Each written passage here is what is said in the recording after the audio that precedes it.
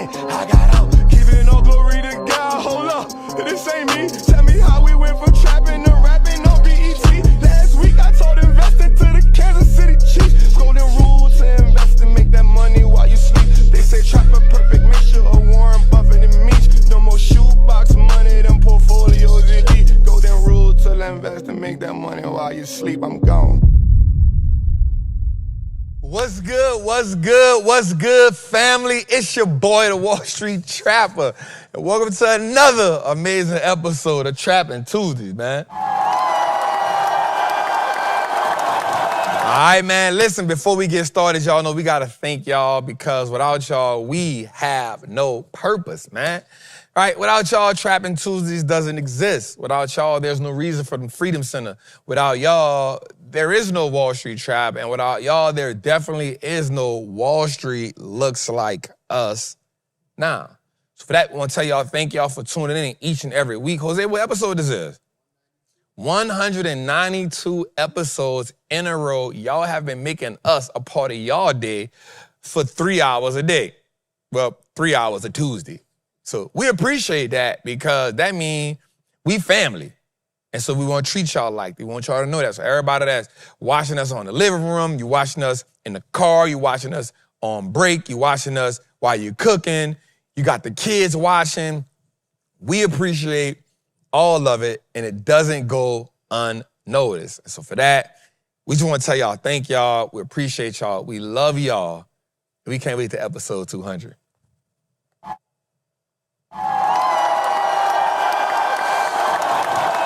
All right, man. So I want to start this show off with something that I think I've been holding like heavy. I even told Jose, like, nope, I don't like that title. I got something that's better. Because he had a good title for today, but it's very seldom in 200 episodes, 190 episodes where I've told him change the title.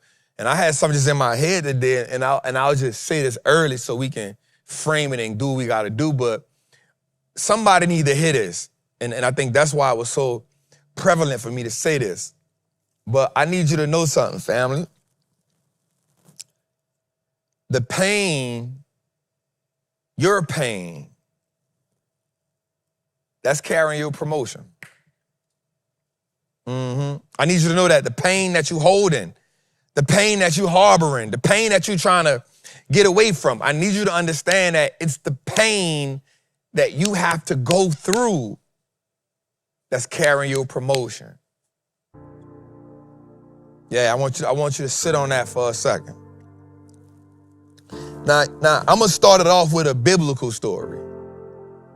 Right? I'm gonna start it off with a biblical story that I want y'all to really pay attention to. So Jesus had been doing a whole bunch of work. And you know everything that Jesus was doing, Peter was doing. And so he told him, get on a boat and we gonna go over there, right? And so when they got in a boat and they faced the storm, Jesus went to sleep. But he had already understood what it was gonna go through before he even put him on the boat.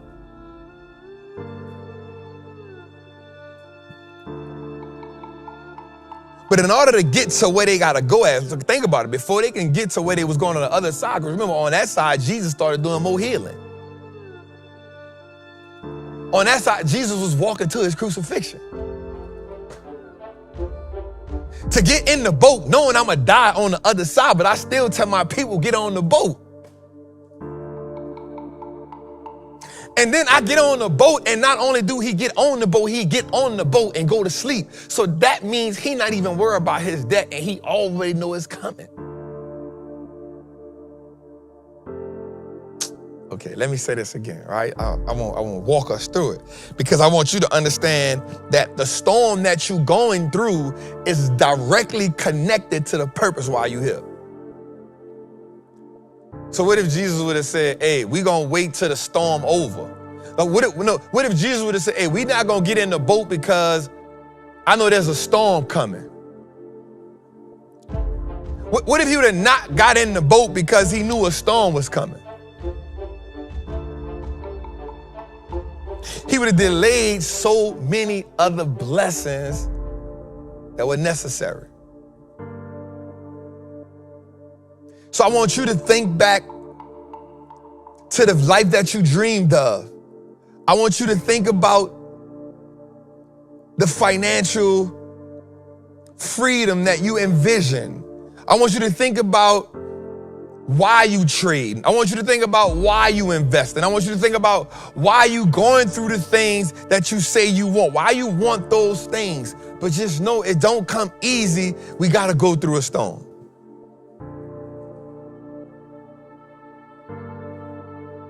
The storm is the pressure before the promotion. The storm is the fertilizer to your freedom.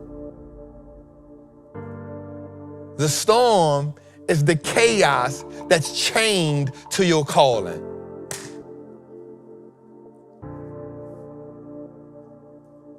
So we get in this game and we say, I want to be financially free.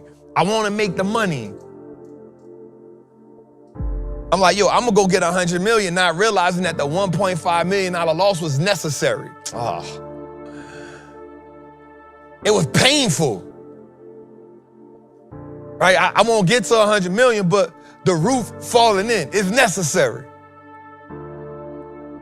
The water leaks for months and months at a time. The court dates, months and months at a time, is necessary. Because the chaos cultivates a callus that's necessary for your calling. So you don't go through it again, and you don't go through a storm and get on the other side and become the same way. It builds something in you. So stop trying to avoid it. Like I promise today, it's not about the hooping and hollering. It's not about the yelling. Like I really want to have a real conversation because I noticed that we be trying to avoid the pain. Now what happens is when we approach pain, our mind and our body innately wants to avoid it, but our spirit is what we got to tap into to get us through it. You got to manually override the default system. You wired to see pain, avoid. You wired that way, so you gotta tap in, you gotta manually go in and then change a few wires around and move and make your spirit say, hey, we going to this because on the other side of this is the destiny. All right, let's dig in it a little bit, right? Let's just think about Joseph for a second, how painful the pit was. Because his brother put him in there. Think about how much pressure he was under in prison from Potiphar's wife saying, you raped me.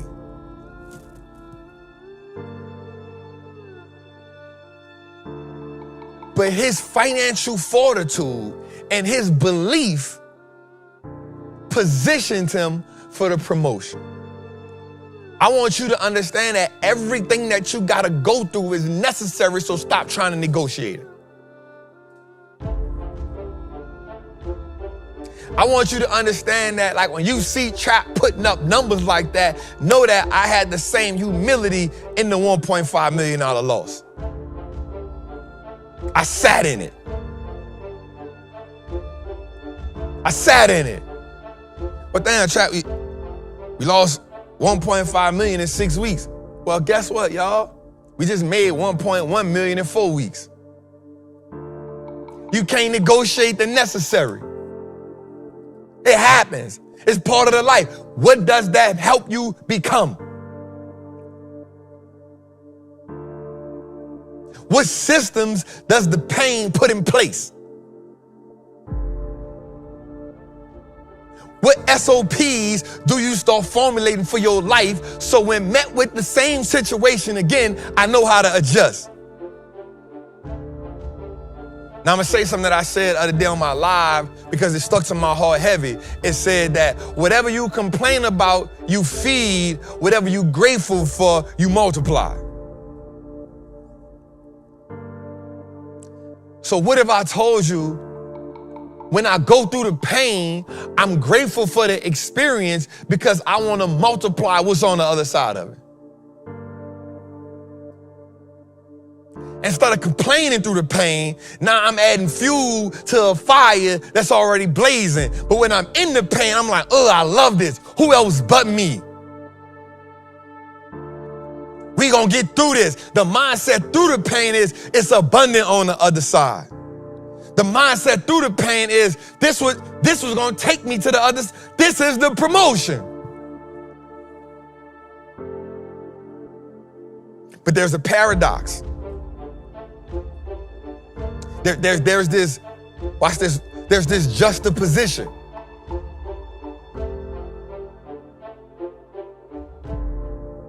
When we want something so bad and we can see it, but we disregard everything that's necessary for us to go through to get it.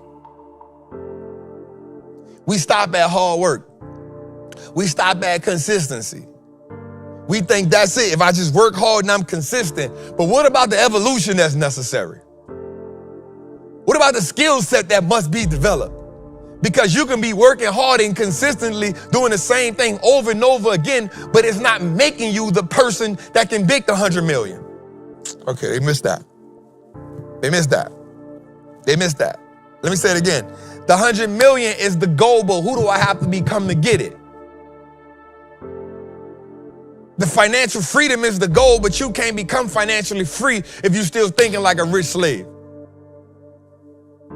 You can't be the person that changed your family last name to an asset if you're still thinking like a liability.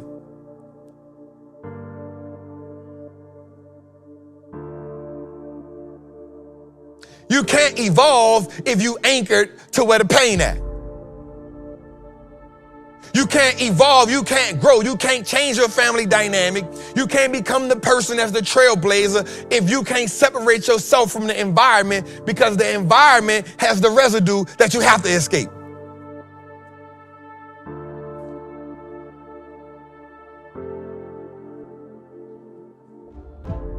Just know the pain that you're carrying, that's your promotion. The pain that you're carrying lets everybody know what's possible. The pain that you're carrying makes you worthy of it.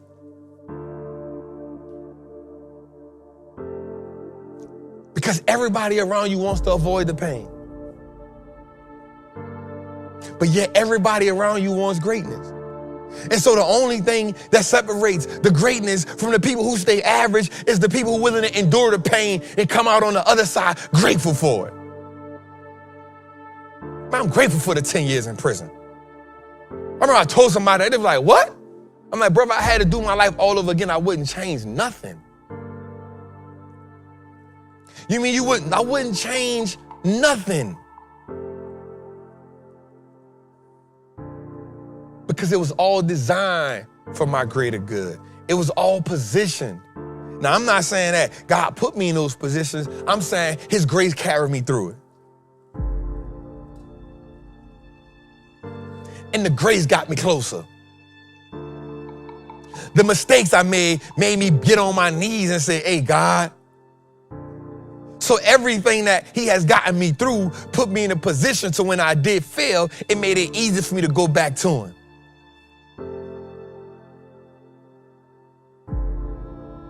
I ain't gonna lie to you, like if you don't be liking me to talk about God, you're gonna have a hard time dealing with me because I know I ain't get here by myself. I ain't get myself through the shootouts. I ain't get myself through the homelessness. I ain't get myself found out guilty when all them weed and all them drugs and all them guns and them X-pills was on. I ain't get myself through that. There was some compassion put in somebody's heart somewhere. There was some grace, there was some mercy put in somebody's heart somewhere. And I want you to look at your life and say, I don't care what the outside world think. I know I'm worthy, and the pain that I'm experiencing says that I'm worthy.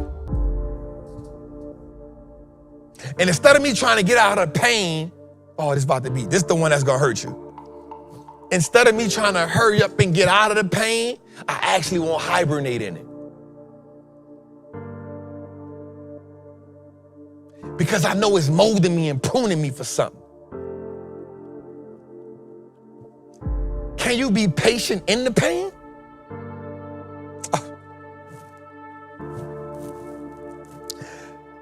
can you be patient in the pain? See, it's human nature to experience the pain and then want to get out of the pain as soon as we get in the pain because we don't want to feel the pain. But what if can you be patient in the pain and say, this is tearing off the version of me that's not worthy for my next level? What happens when you create a new environment but still have the same old cravings? What happens when you evolve as the person you're supposed to be, but you still want some of the things from the past? That's what the pain do. The pain allow you to break free from it. So stop trying to deviate from it, y'all. We gotta go through it. There's people, there's kids, there's nieces, there's nephews that we're responsible for. We gotta show them what freedom look like. We gotta show them they worthy. We gotta show them that it's attainable. We that generation. And I don't take that light. And I don't want you to take that light. I want you to understand what's on the line. I want you to understand what's on the line, family. It's a whole bloodline depending on you. It's a whole lineage dependent on you. So carry that pain well. Because you ain't just promoting you. You turning that last name to an asset. You ain't just promoting you. The promotion ain't just about you. There's a promise that's tied to that promotion. There's purpose that's tied to that promotion. And if nobody ain't told you, I'm gonna tell you. I'm proud of you, family. But you gotta endure just a little bit longer. There's some stops along the way, but you gotta endure just a little bit longer. There's some disappointments along the way, but you gotta endure just a little bit longer. There's some setbacks, there's some betrayals along the way, but you gotta endure just a little bit longer. There's some heartbreaks along the way, but you gotta endure just a little bit longer. Because your pain is carrying your promotion. The pain that you overcome is what makes you worthy. And just know, anytime you quit, the only thing you left with is that you quit when shit got real. You quit when things got hard. You quit when you got overwhelmed. The pain is designed to see if you're worthy. The pain is designed to deem you worthy. The pain is designed to prove you worthy. So don't disregard the pain. In this season, acknowledge the fact that your pain is carrying your promotion. It's your boy, Wallstreet Trappin, episode 192. Let's go, Jose. Yeah. Let's go, man. Man, how you feeling? Man, I feel good, bro. Okay. I just said a good prayer before we got on tonight, bro. I figured it was a prayer. I thought you went to sleep. I was like, my dog is tired. But Bro, I feel so good, but I went to sleep at 10:30 last night. Ooh. Bro, I went to sleep at 10:30 last night, bro. Okay. I was asleep at 10:30, then I got up at 5:30. Okay. Hit the gym? I laid back down. Okay. Definitely laid back down. Understandable. Laid back down, got me 30 minutes. 6 o'clock is my time. I'm not beating my 6 o'clock. 6 o'clock is my time. I got up from 6 to 7. I prayed. I read my word. And then I went and worked out, bro. Got me a good workout in till about 8 o'clock. Came home, knocked down some stuff, bro. And And that was it. Then I came, then actually I did some work, and then at 12:30, I took another nap. Mm-hmm. I took a nap at like 12:15. So I was like, I'm about to come to Fremont. I got Trappin Tuesdays. I'm like, man, let me take a quicker little power nap. Yeah. Did that. Work call. Let's go. Work call. Let's Work go. call, man. So let me ask you this. You got your pen and your tablet charged. My tablet right there, bro. Is it charged? It's charging, dog. Okay. Why you trying to put me on the spot like that? No, I'm just asking. Like, yo, we got the pen. You Why know what you I'm saying? trying to We put me applaud you for that. And then I just Why you trying to put me on a blast No, like that? I What be the hell? worried about the power consumption of your devices, brother. Bro, what kind of You know that. bro? What kind of game? You coulda know asked that. me When it's just before me and you in here, I'd be like, hey, yo, that Bro, Joe you could have Charles. asked me that before the show came on, bro. What the hell kind of? Look, that Joe said 5.5. I ain't never seen that before. That's all right though. Guess what? I got my pen Yeah, okay. and my Okay. thing charging. Okay. You know what I'm saying? I don't know, bro. I don't know what kind of games. Bro, what was that, Jose? I said I had to make sure you was straight. Man, I don't like that, cuz. A charge, man. Bro, you gotta ask me that before the show come on. You don't ask me that in front of the company.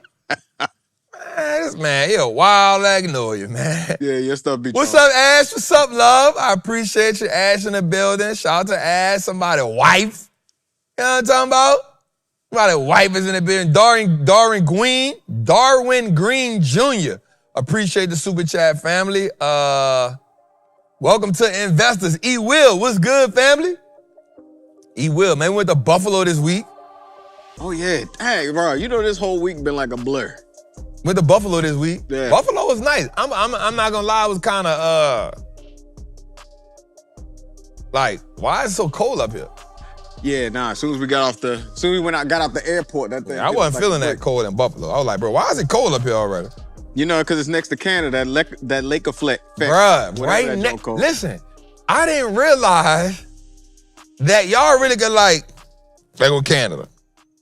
I was like, bro, Canada right there, Ontario. Right there. Boop, Canada. Right there. And you don't need no passport or The nothing. man said you don't need no passport. The man said they put it on your license now. In Buffalo, they put it on their license. Yep, Yeah. that's what he said. That's correct. I think that's probably the furthest north I've been. Yeah, I ain't never been that think- far. Yeah, no, I think that. Yeah, because you passed like Brooklyn and Mm-hmm. Harlem. I didn't even know New York State was so big, though. Just as far as, you know what I'm saying? That joint, I didn't even think we were still in New York for real. Yeah, that was big. I mean, Yeah. that's Canada was right there, Jose. That was different. I ain't gonna lie. Appreciate the super chat, man. Appreciate the super chat. T-Mac, I see you. Yeah, man, that was good. So I liked that event. Buffalo was good. Appreciate everybody for bringing me out to Buffalo. Jose was panicking because he didn't think we was gonna get to the airplane on time. Bro, we had 15 minutes. I was trying to go to the spot and get Trying to some pizza. I said, bro, I got a check bag. Man, we ain't gonna get the pizza, bro. You know what I'm saying? We can't get no pizza, bro. I was like, bro, I'm in Buffalo. I heard it's Buffalo and pizza. Yeah. Buffalo wings. Yeah. The issue was they didn't want to take you down off of the stage. They were scared to take you off the stage. So they was like, can you tell them? I'm like, bro, I'm all the way back here. Tell me what? It's like, yo, you got 5 minutes. It was been past 5 minutes, but they were scared to take you down. They was gonna let you just cook. It was cooking. Yeah. You gonna send that to the people? Yeah. What's they call? I forgot the name. Investors? Oh, yeah, the investors and the I forgot the other membership name. Shareholders. Shareholder. Yeah, You shareholders. gonna send that to them? Yeah. The whole thing? Or you gonna chop it up? Whole thing. Because you How did long two. was it? You did two an I hour. forgot I did 2 of them. Yeah, you did an hour and then another drink. That was an hour? Yeah. I thought it was 45 minutes, Jose. Nah, you went over. And they wasn't gonna take you down either. Yeah. Dang. Shout out to Buffalo. Yeah.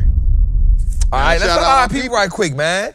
Tamara Buchanan, what's good? King Me 305, what's good? T-Mac, what's good? Ash said a check bag. I don't know why he be having that big old coffin. That thing is humongous. But we got a big coffin when we traveling, man. First off, you need assortment of clothes, and I still got some equipment. Bro, it's one day. What assortment of clothes you need? Hey, you never know. You be like, oh, Jose, let's go to The lounge. No. Or let's go to church. When have I ever say let's go to the lounge? Bruh, when we went to regular New York. Bruh, we went to go to freaking... We ate somewhere. We went to go to the New York Stock Exchange, bro. Even that, see? All right, Pascal was good, man. Bull Run Bandit was good. Doug Perry was good. Stello76 was good. Make sure y'all share this out, man. Got some good information tonight, you hear me? Be Easy 216 was good. Big Tay was good. Uncle T was popping. Larry Morgan, we see you. Elijah Bennett, I see you. KB, Mississippi Trapper, I see you. Kerry Rainwater, I see you. Nathaniel Higgins, I see you. Lawrence Carter. No, Lawn Care Trapper was good. Davian was popping. Joel Blake was good. Appreciate the super chat. Mr. MVP was good. Goddess Teresa. I don't know what that means. Cap, panties, what? I don't know what that means. Forbidden Bricks was good. Shelly Booker, I see you, Queen. Coach AP was good, man. Whoa, now was down. Trap, I see you, family. Make sure y'all share this out, share this out, share this out. Get the likes up for us, family. You hear me? Nappy Lifestyle, we see you, fam. Palantir Queen, I see you, love. BT Wits Destiny, I see you checking in. Miss Drake, what's good? Courtney B, I see you, family. I am Tacy, I see you. Leon Barnes, I see you. Yeah. Nate the Great, I see you. DC the Collector, I see ya. Sean Prepay, I see ya. Carlson, I won't mess your name up, fam, but I see you. First Year Millionaire, I see you. Anthony Murray, I see you. Abysmal, that's different, I see you. Horace Moe, I see you.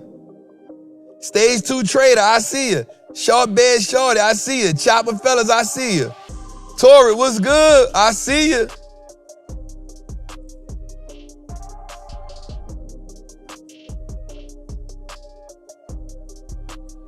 Oh, it's Cinco de Mayo.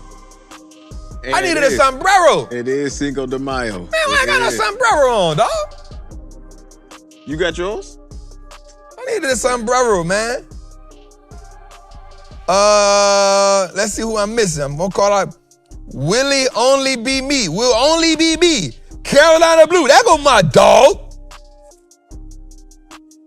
I see y'all, man. Share this out. Share this out. Wall Street Mac. I see you, family. Man, I be appreciating the love, dog. I ain't gonna lie. Coach AP, I see you. Tiffany said the beard is glistening.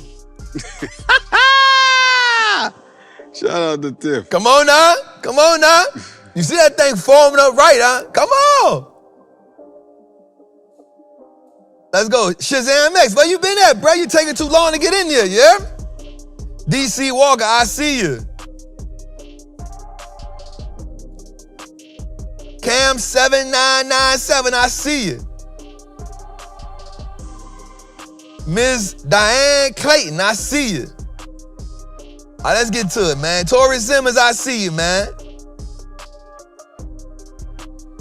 Very versatile, I see you. Chef X, I see you, man. That's it. I'm good for the night. Paul Bricks, I see you. All right. That's our people, man. I was saw the Michael Jackson movie, cuz. What you think? I have an opinion. Okay. All right. I have an opinion. And the opinion might be different than everybody thinks. I've been getting mixed reviews. Here's what I say. His nephew was the best person to play that part. Mm-hmm. I can tell he studied his uncle. Yep. I can say that. I think that was the highlight of the movie for me. Cause he took me back to like, dang, like I remember Mike. You know what I'm saying? Mm-hmm. So I will say that.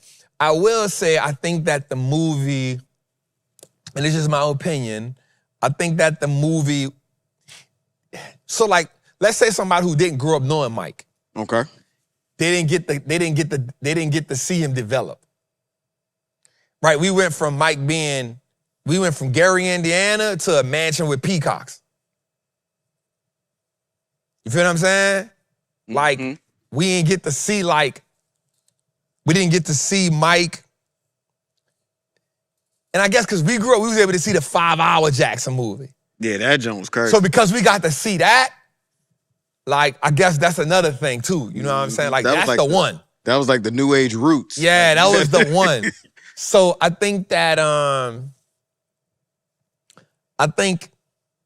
don't think we got to see it develop the right way, but I still think it was a good move. I think it was a pretty good movie.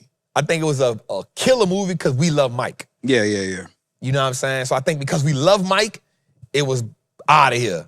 You know what I'm saying? And they had the music in the joint. Yeah, and we loved the music. It was like this, you know, it took everybody back. You know what I mean? And you didn't realize, like, damn, Mike been gone 20 years. You know what I'm saying? So we needed that. But I think that, like, I think that, like, him being young and then we didn't get to see it develop. Like, we didn't get to see, like, when did it click? Like, we saw him doing they jumped straight ahead. Yeah, it's like, he did a couple shows, the lady came, saw him, next thing you know, they in Motown office. Like, I want to know, like, when you got that first Motown check, what happened? You know what I'm saying? What, you thinking on the financial? Yeah, like, we go from living in a 9 people in a 2-bedroom house to a mansion with peacocks. Like, what was it like when you got the first check? You're like, oh, we on. Like, what it was like when you signed the deal. Like, what that was like. What show took you to the promised land? You know, I don't think we got that. And so I think I was kind of like, man. You know what I'm saying? We didn't get to see that. We didn't get to see that. And I think that was some of the stuff I was like, damn, like, then, like, with the brothers, like, them dudes said 5 words the whole movie. Bro, you ain't know who was who? I only knew Tito because he had a hat that said Tito. Tito. Like, bro, like, who is the brothers? Like, we don't get to see none of that. You know what I'm saying? We get LaToya in the room with the snake. Like, what the hell? And no Janet. Bruh. Janet just... You know what I'm saying? And then... They treated her like Judy off of Family Matters. And I will say, like, I think that, and again, this is my opinion, I think that, I don't think Joe, I think they painted Joe as the villain and Mike as the, and hero. I don't think that was the whole thing. Yeah. Hey, shout out to Coleman Domingo, though. He played... Oh, he played the hell out of that role.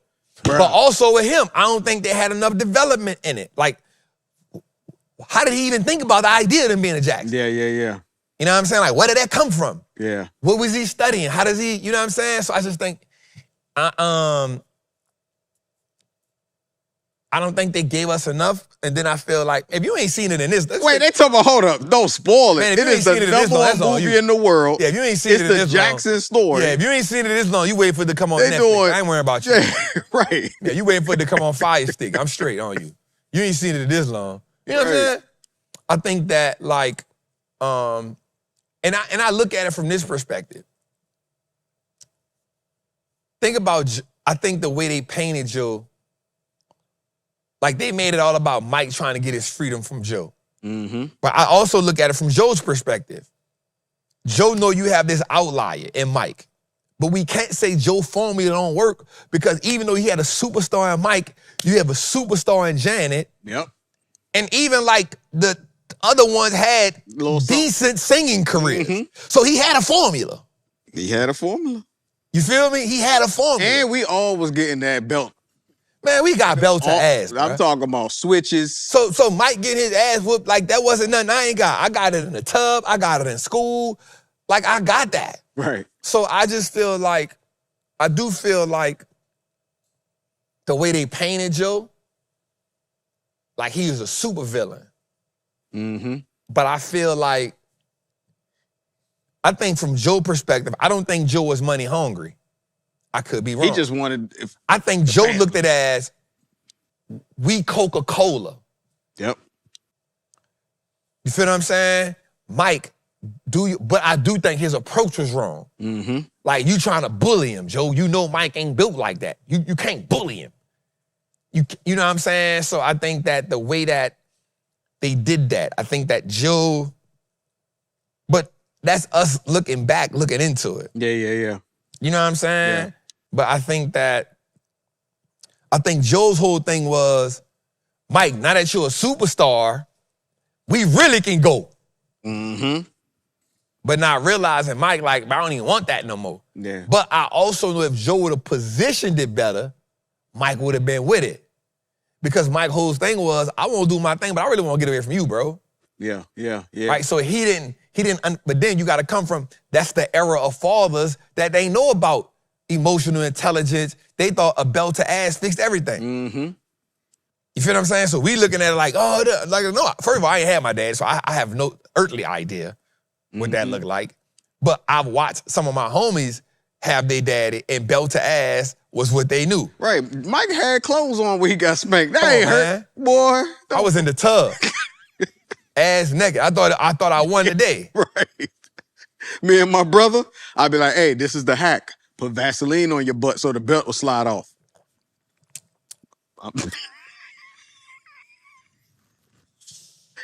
No, y'all, no, it worked. I'm trying to tell you. That is not flush. Vaseline on my butt. Bruh, so the belt will slide off and it reduces the impact of the, man, let's get to it. Y'all think I be saying some crazy stuff, bruh.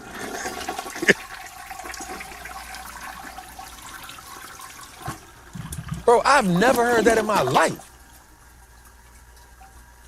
My brother told me put Vaseline on my ass. That's what I was trying to tell my brother. Make the belt slip. So now I want to fight your brother. No, I said it, and I told him to do it.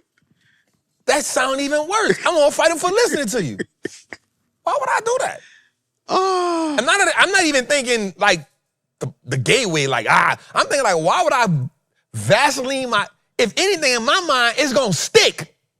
Nah, hey, I'm trying to say, look, we're in a different age, so you can't try it now, but I'm trying to tell you, back then, hey, look, I'm trying to tell I'm not even thinking, I'm thinking like belt, it's going to spat, like, pop. You know what I did to make it? 2 pair of jeans. That's what we did. Hey, put some extra jogging pants on. You ain't think that ain't coming to your mind? My mama said, pull them things down. What you talking about? It was rare, bare, but, hey. There's nothing you can do to fix that. Vaseline. Ain't no way. I hope my mama ain't watching. She trying to act like she an angel now. Ashley, do not tell her. Listen, you know how they be grandparents now and they I act promise you, that's something you came up with in your brain psychologically, because that don't work. It work. Bruh. It ain't no way to prove it now, but I'm trying to tell you.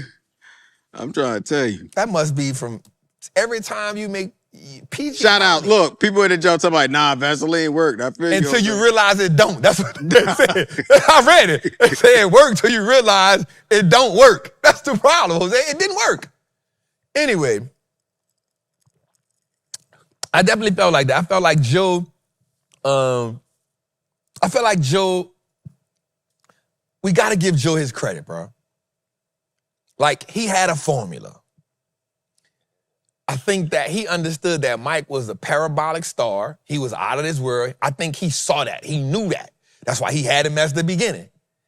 You the singer. That voice, that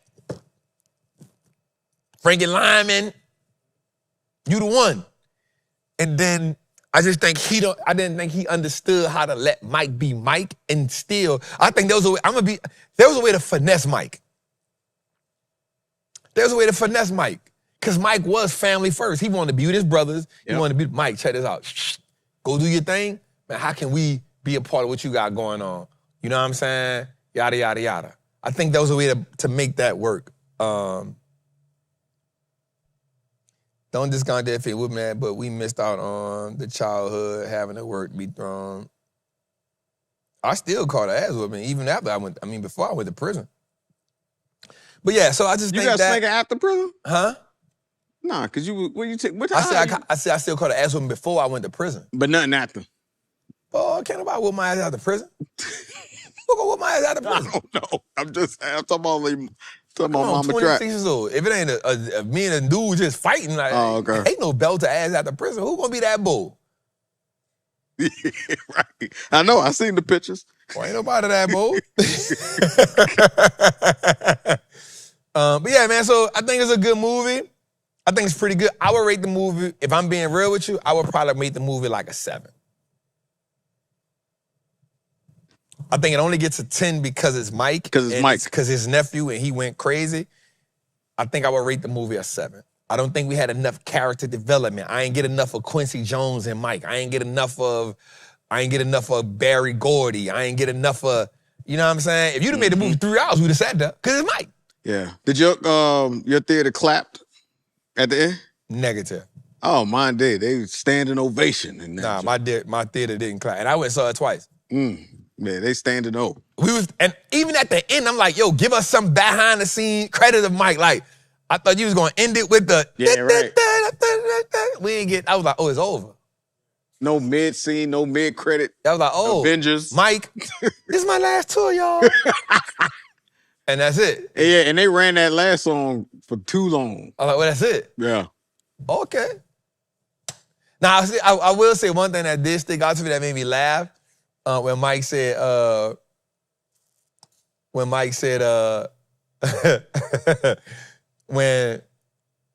was in the pool, and he was like, Mike, what you doing? He was like, man, I'm trying to get this energy because Prince. I got to make sure I get it so God don't give it to Prince. Prince, yeah. And that told me something. Like, greatness needs an adversary. Greatness needs an adversary. Because keep you on your you don't realize how good Prince was, because once Mike locked in, he just went to another stratosphere. But bro, Prince was that guy, but he just wasn't Mike. But Mike used Prince to like, I got you. Oh, you in Apollonia? Because Purple Rain was classic. Mm-hmm. Okay, bet. I'm gone. Mm-hmm. You know what I'm saying? So definitely, somebody said the old, I wanted the Jackson 5s, and that's what like the Jackson 5s American Dream, like in my mind, that's what I thought I was going to see. You know what I'm saying? But again, it's Mike. I'm not mad at it. I'm not disappointed. I give it a 7 out of 10. I think the numbers that it did, it deserved it. Because it's Mike. And it's Mike being great even in his death. You know what I'm saying? So my partner told me something that was really good before we get to what we got to say. We was looking at the movie because we went and saw it at the same time. And we both text each other. He said, bro, Mike was that nigga. I said, he was, dog. And he told me something that was real good. And I said, bro, Mike supposed to still be here. He said, nah, bro. He said, Mike is a once-in-a-lifetime person.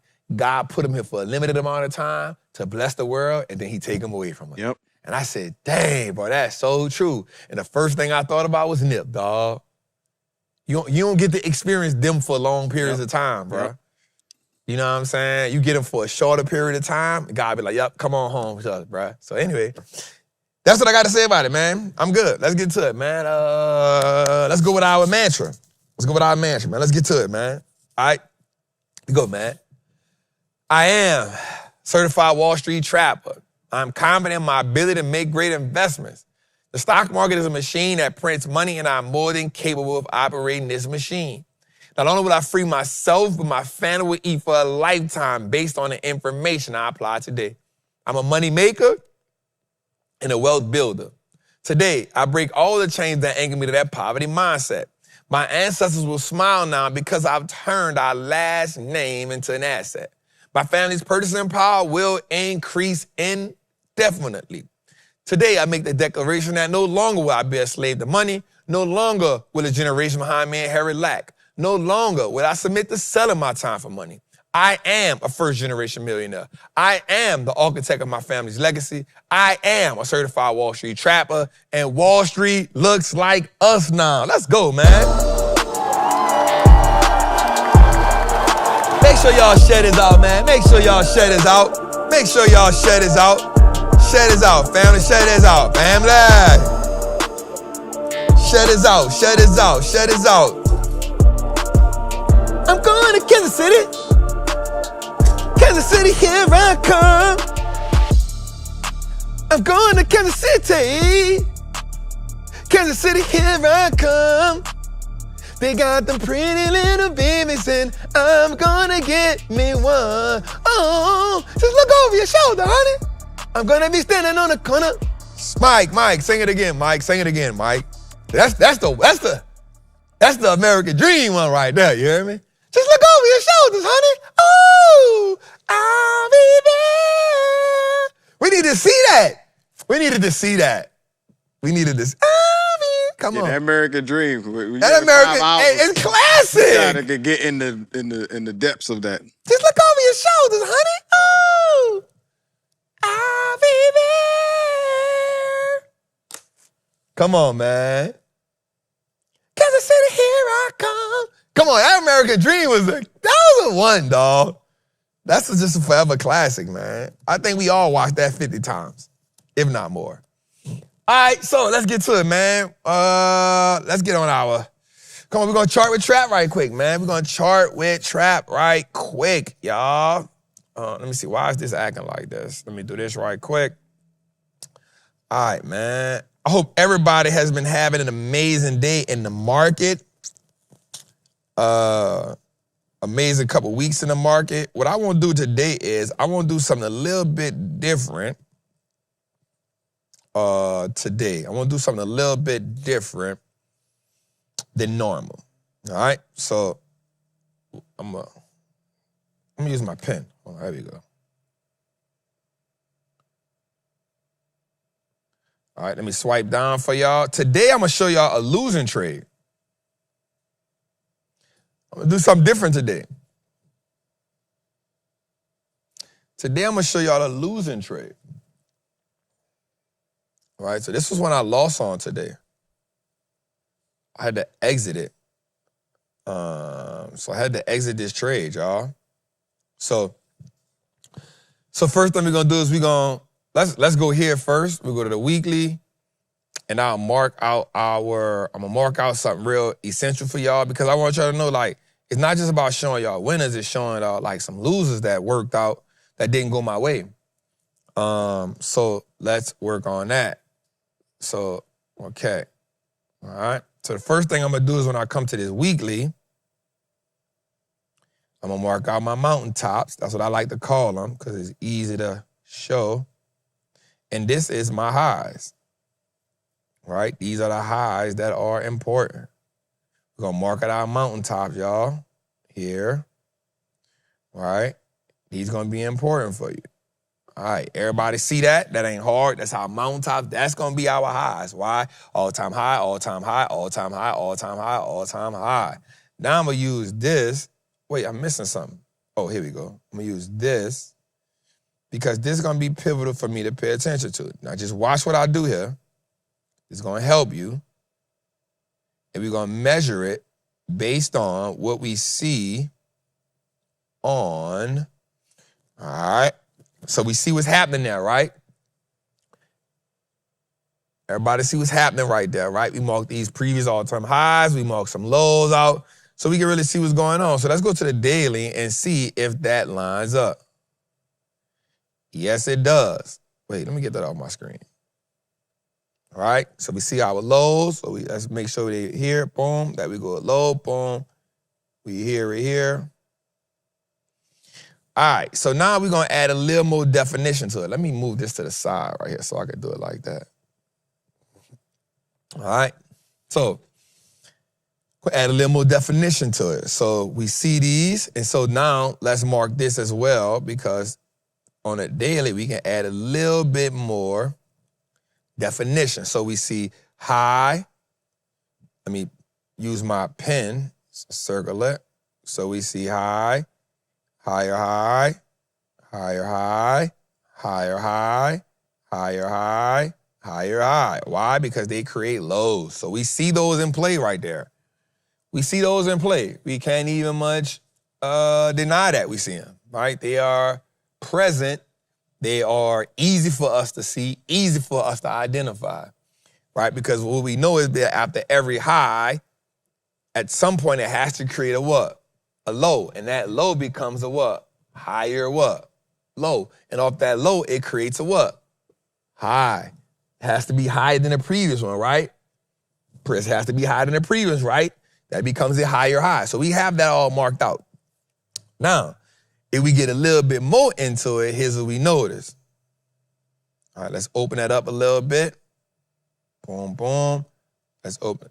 Now, I hate when I do that. Show y'all a loss that happened for trap, man. All right, so here we go. So then we have this gap right here. We got to always point out our gaps first and foremost. We point them out. We don't hide from them. We see them. We acknowledge them. So we had a gap down there. But also I want to show you something too. Before this happened, we have two. This was the one that was created from the current gap down.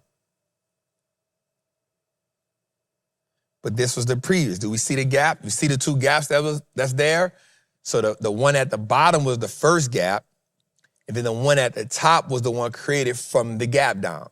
Does everybody understand what's going on right there?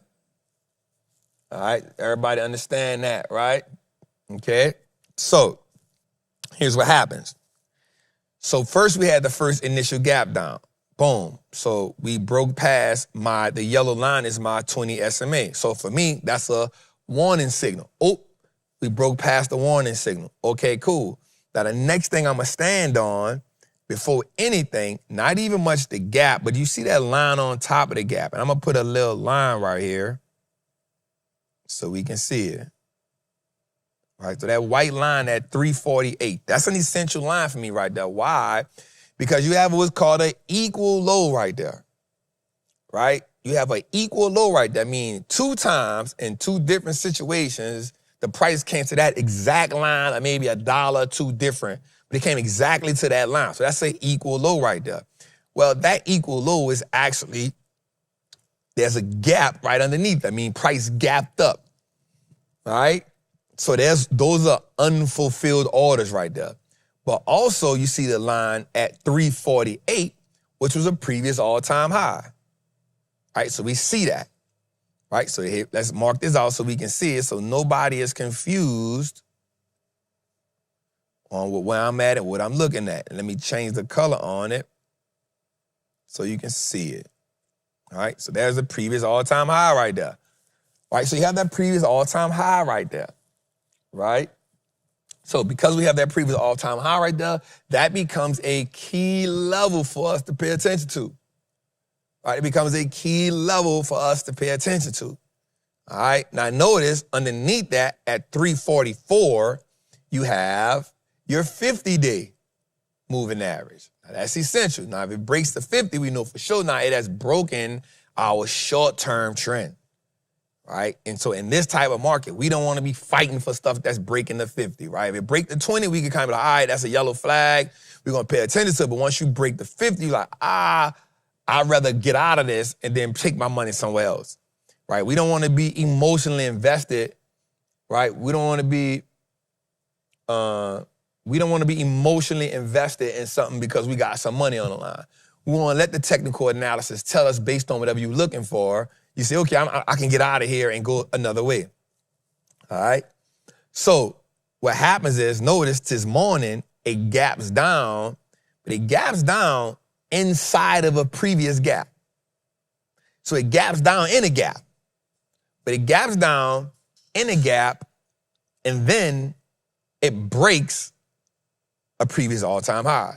So, I mean, it breaks a key level. So it gaps down in the gap, that don't trigger us. We're like, all right, it gapped down in the gap, now we need to give it time to see what happens. So I'm not about to hurry up and be like, man, I'm about to get out of right now because it gapped down in the gap, cut the trade off, I'm done, right? It's like, okay, we're not gonna panic here, but because it gapped down below my 20, that's the first yellow light. Now you gap down in a gap, but you break a previous all-time high, which is a key level. That's 2 red flags. Right? It's 2 red flags. Now remember this. The reason why initially it wasn't a red flag because you see the wick at the top, which means it gapped down and then it went up. So the top of the wick tells us, and remember, red candles start where? At the top. So that tells us it gapped down and then opening bell somewhere, it did what? Buyers tried to step in and go up. So that means, here's what they did. They got in that gap, got those orders, and then said, okay, we're going to go to the top side. So initially, it looks like what's called a gap fill reversal. It looked like, okay, it gapped down, it got in the gap, took those orders and then pushed to the top. Is my screen still on? Is my screen still on? I think no. Yes, it is. So I'm still on? Okay, cool. Okay, so I want to walk y'all through this. So initially, and this is why we read it. We read it this exact same way. It gaps down in the gap. It initially opens, bell opens, buyers step in. Buyers run it all the way up to about 364. So it opens at 350. Buyers run it all the way up to 364. That's a $14 move. So initially, like, okay, we gap down. Watch this. We sat on top of previous all-time high, which is a key level. We go up $14. I'm not mad at it. Right? I'm willing to see this trade through. I'm not panicking. I'm poised. Right? I'm poised. I'm like, okay. But then about 12 o'clock, sellers did what's called absorbed all of that buying pressure. They pushed it down. Well, how do we know? Well, if we look at the bottom, well, look at that. If we look at the bottom, we now see that we have above average volume. And it's selling pressure.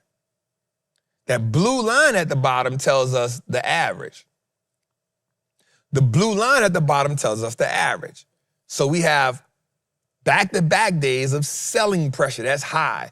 That means there's a lot of supply in there right now. So now once it pushes it back down, it breaks key level, and then it sits on my 50. At that point, well, it breaks the 50 initially, because notice it came, filled it up. It breaks the 50, it goes deeper into the gap. At that point, I was willing to say, I'm gonna cut the trade off. Because at this point, hey, yo, Doe, let me out.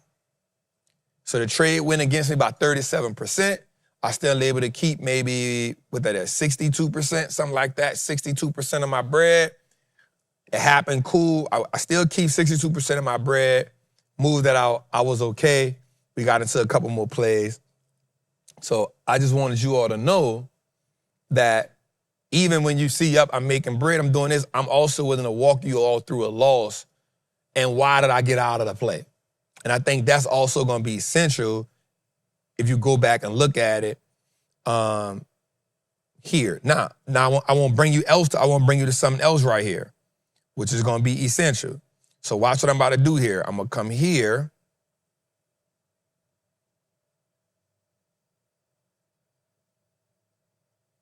And we're gonna measure it, because here's another reason what I told my Patreon people.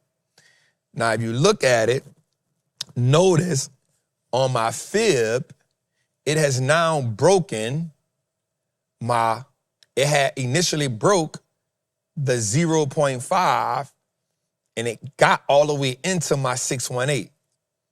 Now, that is essentially the sweet spot for a retracement, right? But because I broke a key level, I was willing to say, I'm willing to get out of here right here, right? Because I broke a key level, I was willing to get out of that. And if you notice it, it sat right on that 0.5. At the close, it closed right on top of that fib, but it got all the way down to the 618. Now, some people can, if it rallies tomorrow, you can say, hey, it shook me out. But I'm okay with that because I stuck to my rules, right? 30% or more, I'm willing to get out of the play.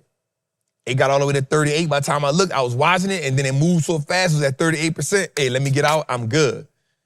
You know what I'm saying? I'm willing to get out of that. So I wanted to walk y'all through that. I hope that helped. I hope that helped somebody see some rules, set some rules up, and be able to maneuver a certain way. So we look at what are the things that went against me. Well, it's the Fibonacci. It's breaking my 20-day. It initially broke my 50-day. And the selling volume was high. And it went in a gap and reversed. So for me, that was enough things that made me say, I'm cool with exiting this trade. I'll take the loss on it.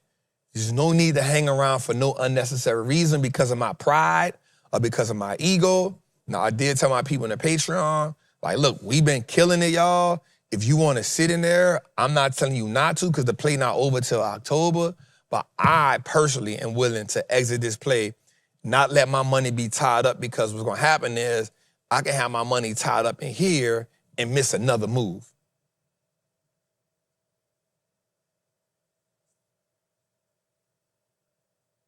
You know what I'm saying? So that's just how I felt about it. So there's always different ways to look at it, but for me, based on me being in it and we was up on the play, I never want to take a green play and turn it red if I can not do that. Now, if it's somebody looking to enter a play, you may have a different perspective from me because you're trying to enter it. For me, already being in the play, having a green play, and we wasn't up a lot green, going from being up like maybe like $1,000 to then losing $16,000 on it. You're like, yo, let me get up out of here, man. You know what I'm saying? So, yep. So I just stick to my rules, man. Just stick to my rules. So I hope that helped somebody out just now. I hope y'all saw it. I hope it helped. I hope you go back through it and can benefit from it. That's my goal in playing this game. It's walking y'all through some winners and some losers. Way more winners than losers, but, you know, letting y'all see from it. So let's go, man. Put me in the chat if that helped you out. Let me know if that helped you out in the chat. If it didn't, I tried. If it didn't, I tried. Somebody say, man, Trap going crazy with the, hey, listen to me, y'all. Rob be telling me it all the time. Rob be like, say, bro, I ain't gonna lie, dog. Goddamn, that is, bro. But, you know, I keep telling y'all, man, practice makes progress. Not perfect. Practice makes progress. And if you treat the game like it could change your life, it will change your life. You know what I'm saying? But if you treat the game like it's a hobby, then you're going to get hobbyist results. Right? You're going to get hobbyist results. I want to make one shout out today, y'all. George ain't making no money, y'all. I want to put George on full blast. You hear me? I'm going to put George on full blast. George not making no money. Can we put the camera on George right quick? Can we put the camera on George? Can we get George a highlight? That George ain't making no money. Can we put the camera on George one time? Just one time, give him a highlight. I just want to show y'all. I just want to show y'all what it looked like. I just want to show y'all what it looked like that, though, bro. Huh? What you doing? I just want to put the highlight on George when this is what it looked like when you keep hesitating. You feel me? And when you got the money. So let me tell y'all. Let me tell y'all what George does. George comes to me. He be like, say, bro. Now, George is in the Patreon. Right? He's in the Patreon. And George comes to me and be like, say, bro, man, what you think about? I be like, I'm in that. Man, look at MU. I'm in that. Get in it, George. Man, look at SNDK. Get in it, George. Man, look at it. Get in it, George. Right? That's what he says. But then he don't get in it. And so every 5 minutes, he gonna come to me, sending me pictures, 1 o'clock in the morning. Man, look at SNDK up $100 or something. I said, George, stop sending it to me if you ain't gonna put the money in. I said, how much it was? Man, it was $15,000. I said, well, why you ain't get in it? Man.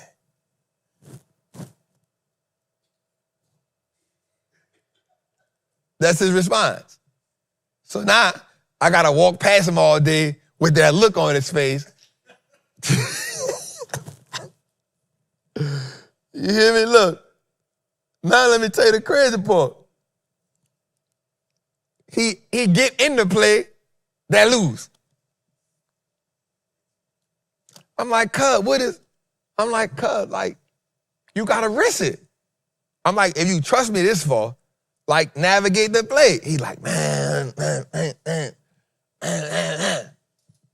All right, so now he walking around with 3 plays he was supposed to be in, and he ain't getting none of them, and all of them going crazy. Wait, I'm sorry. Somebody said it looked like DMX. Somebody said he kind of fine. Hold on. Come on now. I got the same blood now. We got the same blood now. Come on now. We got the same blood now. Come on now. I ain't never said he was no. We got the same blood now. Hey, we gonna be trapping the singles mission. I gotta work on George. I gotta work on his psychology. I gotta work on, but he definitely, this is gonna teach him something. I'm gonna tell you one thing missing. So he missing the MU play. He missing SNDK. And what else you miss? One more you miss. AMD. Now, mind you, I gotta say this to you. He was gonna get in the Valero play way in January. I say, cuz, get in it. He didn't get in it. Play went from, he got out early. Play went to 2:15. I'm like, what you doing? So I gotta. He said made a couple hundred and got out. Yeah, so I gotta work on it with his trade psychology, man. So just wanted to shout out George, man. Anyway, let's get to it, man. But you know it's still love. He gonna get it. He gonna get to it. He gonna get to it. All right, let's go, man. Let's get to our there you go. Let's get to it. Everybody who wants to get at George, you can catch him in the Patreon. Join the Patreon right now. Ooh, MU up $34, cuz. MU up $34 after the bell. Jeez. Yeah, I know. I ain't in that, though. I ain't in AMD. It's gonna be, it'll be hard for me to trade AMD because I don't like their fundamentals, man. All right, let's get into it, man. Recession portfolio. Here we go. So we got in an Apple play later in the day. Got in the Apple play later in the day. I like it. It broke 281. If you look on your trade view. Oh, hold on. Before we get started, man, we got VCR Rob in the building, y'all. Yeah. Let's show VCR Rob some love, y'all. Let's show VCR Rob some love, man. Let's show VCR. Let's show VCR Rob some love, man. My brother, man. My guy, man. My guy, VCR Rob, man, you know, he been going through something serious in the family. I took him to lunch the other day, man. He had a good day, Sunday. Took him to lunch. He said, man, I needed this, dog. Did he dance? One thing Rob gonna do is wear some shorts with his knees out. The hoochie daddies? One thing Rob gonna do is and he's super light. I know his. One thing Rob gonna do is wear the shorts with his knees out. You hear me? Outside. With the tight shirt on, you hear me? One thing he gonna do, he gonna let him know I'm in that gym and my legs match. Stop playing. One thing my dog VCR Rob gonna do, Rob, come to the spot. We at a rooftop, you hear me? Rob, come to the spot with the So, yeah, just with the shorts. I say the thighs? Not the thighs. Bet you the fit was matching the kick. He matching for sure. Yeah. He fresh. Coordinate. Don't get me wrong, he fresh. He definitely be fresh. But he letting us know I work out and everything match. Yeah. And the head freshly shaved. I got a couple coins. The head freshly shaved, and he ain't hiding a wedding ring. My dog got. There it is. Don't play with me. I'm just chilling with my dog. I'm taking. Siege taking. Yeah. Siege taking. Seats. Don't rub up on my thighs. Seats taken. I respect it. My dog got the knees out, top of the thigh out. You hear me? Look, I do quads. Look at the cut. Stop playing. Stop playing. And lunges. I said, Rob, what you got going on, dog? And he be so happy, man. I needed this, dog. So it was good. I gotta give him to church for me, though, man. Anyway. Shout out to my guy, VCR Rob. We've been sending prayers to you, dog. We've been sending our prayers out for you and the fam. And we glad you back, bro. And I told him take his time, bro. You know, we got it. So want to do that to Rob. All right, let's get into it. So we got Apple. We got into that play later in the day. If you go look at it, it broke 281. I actually like that. Let's give some numbers out right quick so they can see what we up, Jose, so we can go about our business on here. And so make sure y'all send this out. Make sure y'all send this out because it's all love. All right, so let's get it. Today we did $223,000 today. We've been on the road, bro. We've been on the road, bro. Okay, so the Apple Play is down 0.04%. We in another play, AEHR, it's down 2%. So again, we did loss on it. We took a loss on that AEIS play. AMAT play is up 54%. Amazon play is up 58%. AVGO is up 36%. Somebody in the group said that they think my MU call was my best strike, but they sleeping on this BE play. The BE play is up 223%, and we've took profit on it 3 times. Right? So we got the CLS play in. We put that in last week, like Friday. We got the COHR play who actually... Wait, where is that? Why I don't see it? Damn, I don't see it. Why I don't see it on my screen? Steve must have cut the thing by mistake. So we got a COHR play in. We up 83% on that one. I still have it. So my people gonna be like, where's the COHR play at? I got it. I don't know. But we be clipping it. Maybe it overlapped. I don't know. But we got the COHR play. We are up 83%. We've actually taken profits on that. I will say it did have earnings today. Right now it's down 1% after earnings, so we are right on that. So we good on that. Let's go a little further. All right, we got the GEV. We got the 2 GEV plays. One GEV play up is 3% and another one up is 93%. So we got that. Let's go a little further.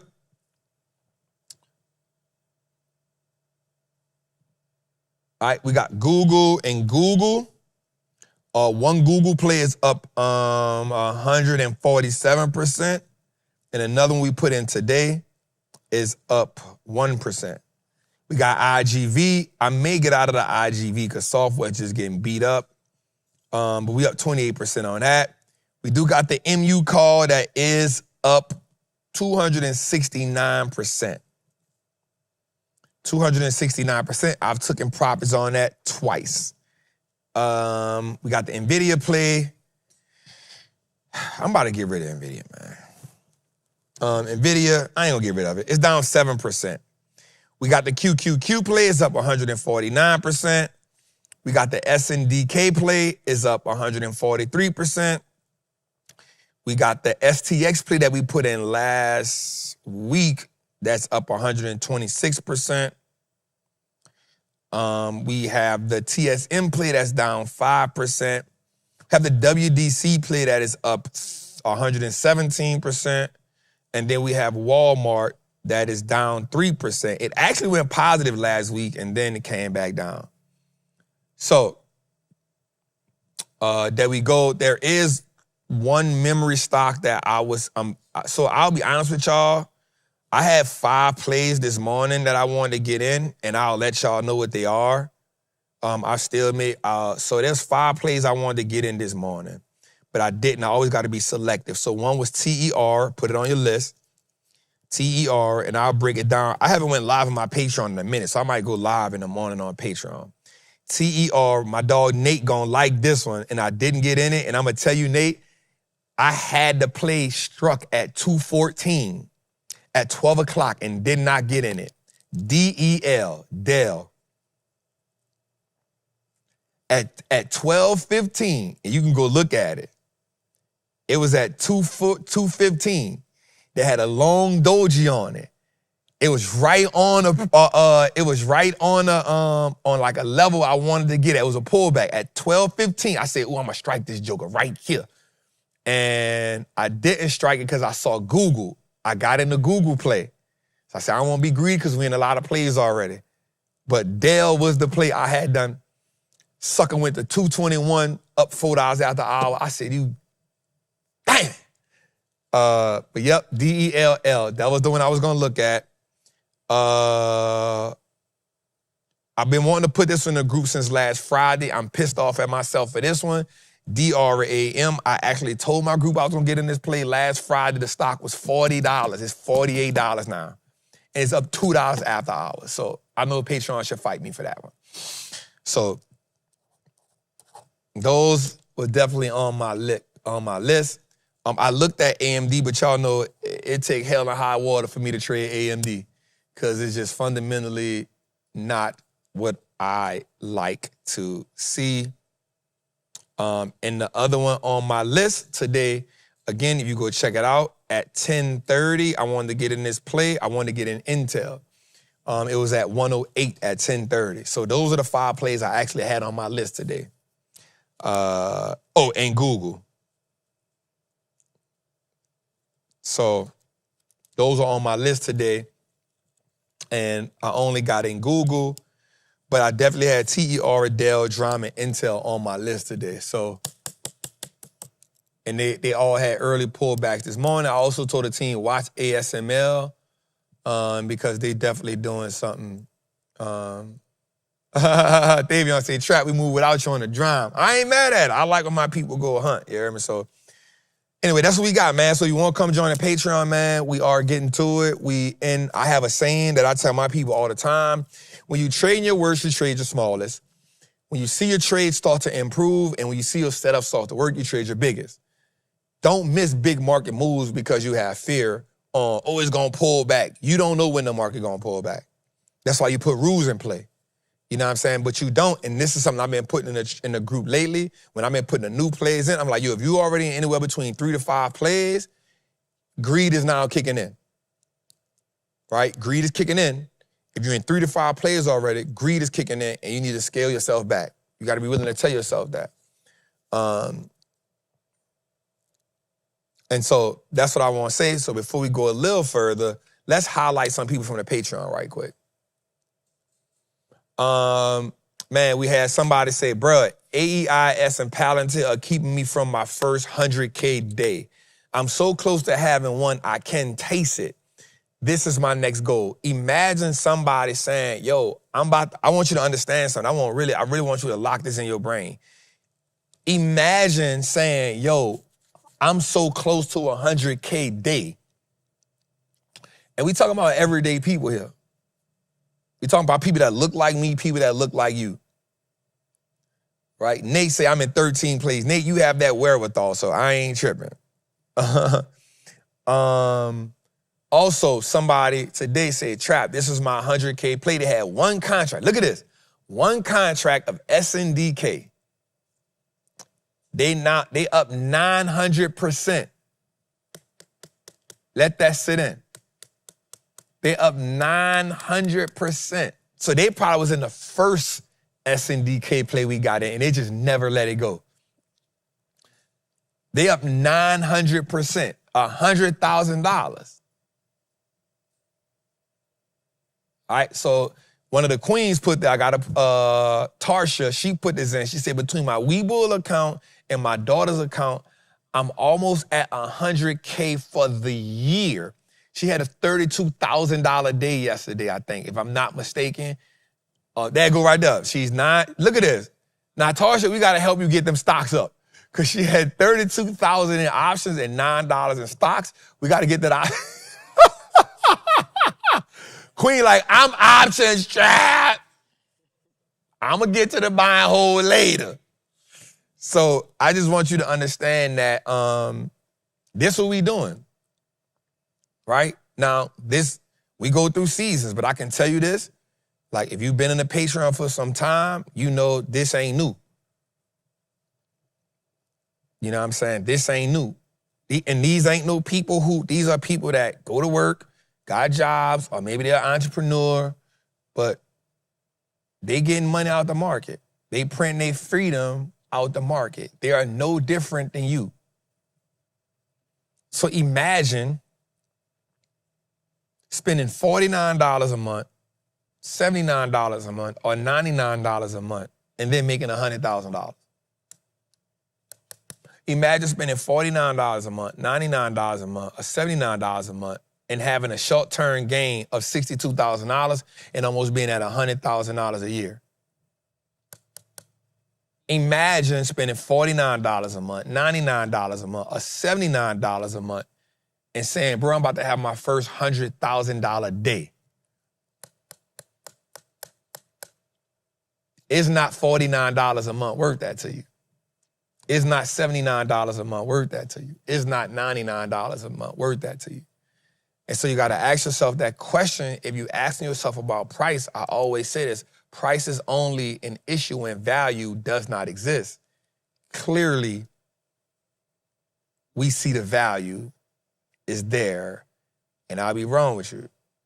How long have they been in the Patreon? I don't know everybody thing. I ain't gonna lie to you. But that's what we do, man. So we help people celebrate their wins. We help people build systems. And notice how you have somebody say, hey, Trap, man, we went got in that play without you. That's kind of what I want. I don't want you in the Patreon because you just get my plays or because we doing something. I want you in the Patreon because, one, you can see what I'm doing, why I'm doing it, and what our breakdowns, and then based on the community, you start executing for your damn self. That's what we want.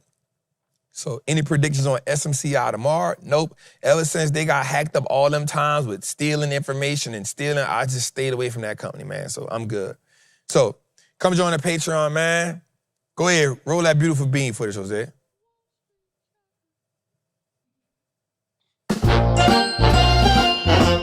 the Wall Street Trapper. Patreon.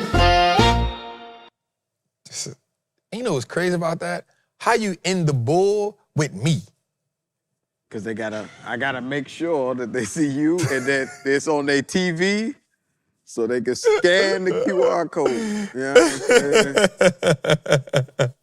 saying? Actually, I need to add more QR codes on the bottom right now. That's what you need to add a QR code in there. Nah, you crazy.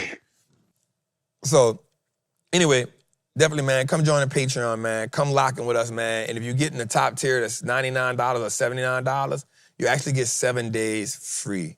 So, anyway, let's move a little forward, man.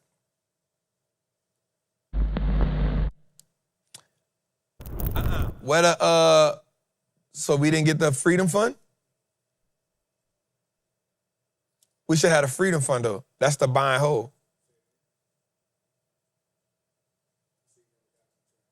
I sent it to him. All right, so I'll just tell y'all the Freedom Fund. That's on me if Steve ain't get it. So, Ashan, the Freedom Fund is up 26% year to date, Ashan. We have 172,000 in gains. Costco is up 5%. EME is up 32%. Fix is up 91%. ITA is down 7%. MU is up 53%. NVIDIA is down 1%. PWR is up 27%, STX is up 49%, TPL is down 11%, and Walmart is up 11.16%, and we are sitting on $50,473. So we are currently, and today we made $25,000. We added 3% to the buy and hold in gains. So there we go. So it's on me. That's a fact. One thing Trap gonna do is make sure that buy and hold is represented, because that's why I started. I'm never gonna leave that. I pride myself in saying we can beat the god doggone market. You know what I'm saying? And it not be a fluke. So definitely, and I gotta tell Sean that. So yeah. So there we go. Anyway, here we go. Let's get to it, man. Word on the street. Thank y'all for staying so long, and let's get into our market. Word on the street. Okay, so the S&P had its second best month ever. We talking ever, right?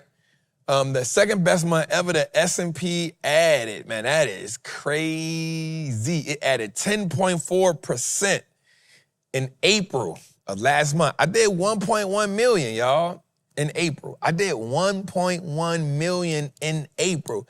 If I never had did $1 million in a day trade, that would have been my best month ever. But because I did $1 million in a day on a trade, then that whole month was just phenomenal because we was printing money. But think about that. And I think I put up a post a while back that said, like, if you miss, like, so throughout the market in a year, there's about 10 to 15 days in the market out of a 200-day time span. Like, and if you miss those days, you miss the market. Like, if you miss 1 or 2 of the days, you drop, like, your percentages drop. That's why I really don't like swing trading. I mean, that's why I really like swing trading instead of day trading. Because swing trades allow me to build up the momentum. Again, nothing wrong with day trading. Day traders are some gangsters. Swing trading allows you to build and compound. I don't got to be as active. I can just compound them days. Like the month of April, we was active all April. But we was just in play, and it's just waking up 1%, 2%, 3%, $50, $60. We just count. I don't gotta guess it. I'm already in it. I ain't trying to chase it. I get up. Like today, we gonna get up in the morning, MU up $47. We already in the play. We ain't gotta go nowhere. We good. Now we can add another leg to it, but we in it. So that's why I really love, that's why I love that. So again, let's go a little further. All right, so this one is really good. I want us to see this, right? 23 of the past, because we like giving y'all data. Like, I love the fact that we give data.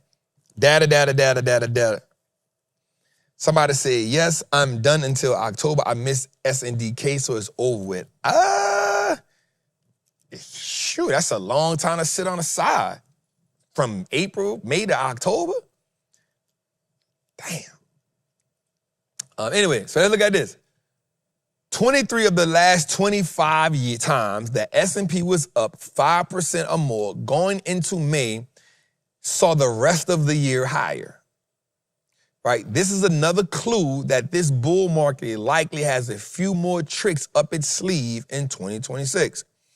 So let's just look at the times from 1972, 1975, 1976, 1979, 1983, 1985, 1986, 1987, 1988, 1989, 1991, 1995, 1996, 1997, 1998, 1999, 2010, 2011, 2012, 2013, 2017, 2019, 2021, 2023, 2024, and 2026. Of all those times, you have 1, 2, 3, 4, 5, 6, 7, 8, 9, 10 times that May gave a negative return.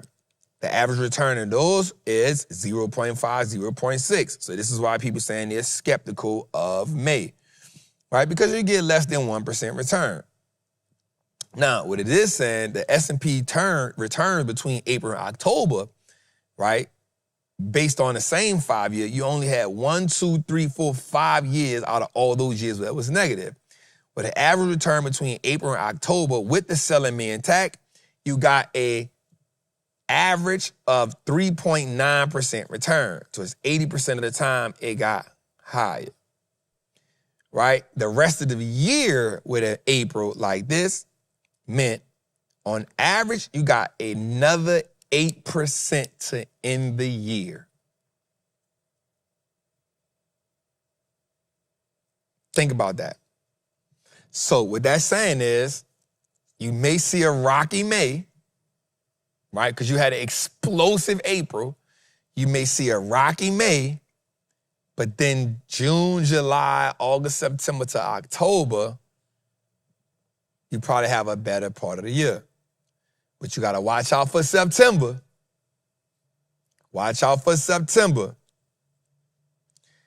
So it's saying like based on the rest of the year, we probably can get another 8%. That's just if, you know, again, everything goes as planned. Remember, this is a midterm election year. You're going to have some rockiness toward the end of the year once it get. But I remember we put out a post. I remember we put out some data that said, like, going into the midterm election, you get a good rally, and then it slows down, and then you end the year strong. So, again, I don't think you can get another April that we just had. I think we'll get a slower May. I think we'll get a nice June, but July and August, I'm going to be careful.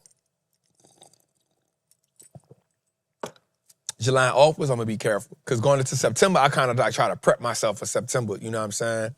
Well, not taking everything off the table, but definitely taking some off the table. So I kind of just try to watch that. And then I try to be right in position coming out of September, late October, that November, December, I kind of try to be right in position. So,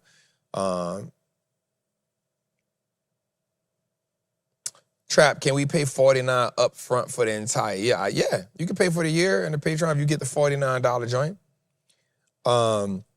I do think we need to watch out for something because the 10-year yield is right now at 4.4. Once we start hitting that 4.5 area, things start getting a little shaky, so be mindful of that. But also, don't get rocked to sleep because the VIX is down to like 16 right now. So don't just, I keep telling my people in the Patreon, hey, don't let greedy pigs get slaughtered. You know what I'm saying? Greedy pig gets slaughtered. And I'm going to tell you something.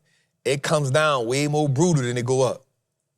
It's brutal when it come down. You know what I'm saying? So that's why I keep saying, take a little profit, take a little profit, take a little profit, take a little profit, take a little profit. I think right now we probably sit on $500,000 in cash. You know what I'm saying? Take a little profit, take a little profit. Going into the weekend, take a little profit. You don't got to exit the position fully, but, you know, take a little profit. You won't be sick because you know the pullback coming. You know it's coming. You know a 1 or 2% are going to come, right? You know a 3% is stalking. So that's where you load up the boat. You know what I'm saying? So just, you know what I'm saying? Just be careful. All right, let's go a little further, man. All right, so Goldman Sachs, and y'all know stuff real because I ain't in a Goldman Sachs play. You know it's true and Trappin in a Goldman Sachs play. So Goldman Sachs put out something. Every month they put this out. So this is their conviction list. And so Goldman Sachs put out a list of stocks that they feel are convicted. They feel like, hey, this is it. This is where it's at. So let's look at the list. Dick's Sporting Goods, Contour Brands, McDonald's, Wynn's Resorts, Citizens Financial Group, Interactive Brokers. I like Interactive Brokers on the list. United Health Group has been rallying. Air Products, don't sleep on APD. I told y'all about that a while back. Carlyle Group, not mad at that. ConocoPhillips, not mad at that. Duke Energy, not mad at that. Broadcom, Celestia, CLS, we in that play. ServiceNow, I'm kind of skeptical about. They took off Abbott and they took off Keys Technology. They removed them. So the ones that they added were Interactive Brokers and United Health Group. And United Health Group has been rallying. So watch out for that. So definitely wanted to bring that to y'all just now. So watch out for Goldman. This is their list for 2026. This is the list for 2026. Now think about it. Market cap, current price, and they give you a target price. So they're saying like Broadcom, they're giving Broadcom a 480. It's a 20% upside. They're saying ServiceNow has an 85% upside, bro, but I don't know if I can make that move into ServiceNow because of what they're going through with Claude just striking them. I don't know if I can make that move, and I think there's better plays for me to be on than trying to get ServiceNow at the bottom. I don't know about that. Now, I do like the CLS play. They give it a 410 to 475. We in that play, so I like to see that with a 6% upside. Broadcom from 417 to 480 with a 15% upside. I like that. ConocoPhillips with a 14% upside. Definitely love that. Air Products and Chemicals, that's one you should be looking at because they deal with helium, and helium is necessary and essential for AI. That's a whole nother YouTube that I'm supposed to be creating, looking at helium. So go look at that. APD is a good one to watch. I'm not a fan of McDonald's, not fan of Wynn Resorts, not fan of too many other things. I do like Interactive Brokers from 80 to 98 with that upside of 23%. I like that. Really strong company. So, yeah, I like that. I like that. Why you like Wynn? Huh? Why you don't like Wynn Resorts? I've never been a hotel investor. Hotels most of them have terrible balance sheets. High, it costs a lot. It costs the capital is high. But Wynn Resorts is one of the better hotel chains that's in the game when it comes to hotel management, hotel. I'm just not a hotel investing kind of person. I kind of always stay from Hilton, Marriott, the whole hotel franchise is kind of what I stayed away from. But let me get an idea. Let me see something right quick, Jose, since you asked that question. What have they done this year? Yep, win results down 11% year to date. Was up 29% last year, down 17% in 5 years. I stay away from them. I do not like the hotel franchising. I stay away from them. Because the cost of capital, what it costs to run them, and most hotels aren't profitable. A lot of overhead, a lot of capital-intensive businesses. You know what I'm saying? So I kind of stay away from hotels. So let's go a little further, man. All right, this one caught me by surprise, but it's something I've been saying for the longest, but I like to see the data on it. The world is using more the U.S. dollar than ever. Offshore U.S. dollar deposits held in banks outside the U.S. are up a record $14.5 trillion. Now think about that for a second, right? There's a reason why people keep using the dollar more. There's a reason behind that. Well, the dollar is tied to what? Oil. The petrodollar. Right, we're gonna back this up with something though. This is 220% more than the 4.5 trillion held at the beginning of the century. By comparison, only 3.5 trillion worth of euros are held in offshore banks outside of the Eurozone. And the Fed and domestic central banks hold over 19 trillion. This means offshore US dollar deposits are now equivalent to 43% of domestic bank deposits, with other currencies coming close to this percentage, with no other currencies coming close to this percentage. These are the data. This is the facts. So when people be telling you, man, the dollar trash, yes, it is, but guess what? People are storing up on that trash.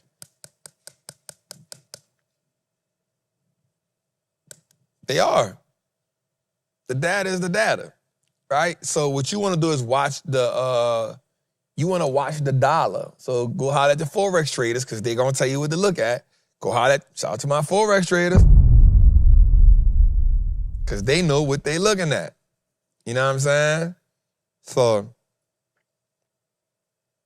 somebody say, Trap, I loaded the boat on CANT early January. I'm up 83%. Thanks, my guy. Come on, man. Y'all know I got it. Y'all know that, man.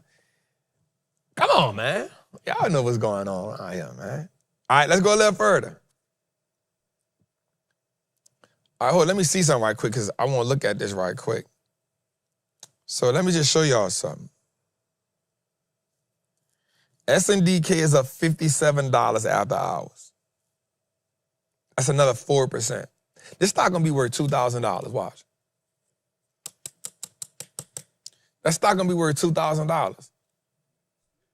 Huh? It's gonna be worth $2,000, I know that. That's gonna be a $2,000 stock by the end of the year.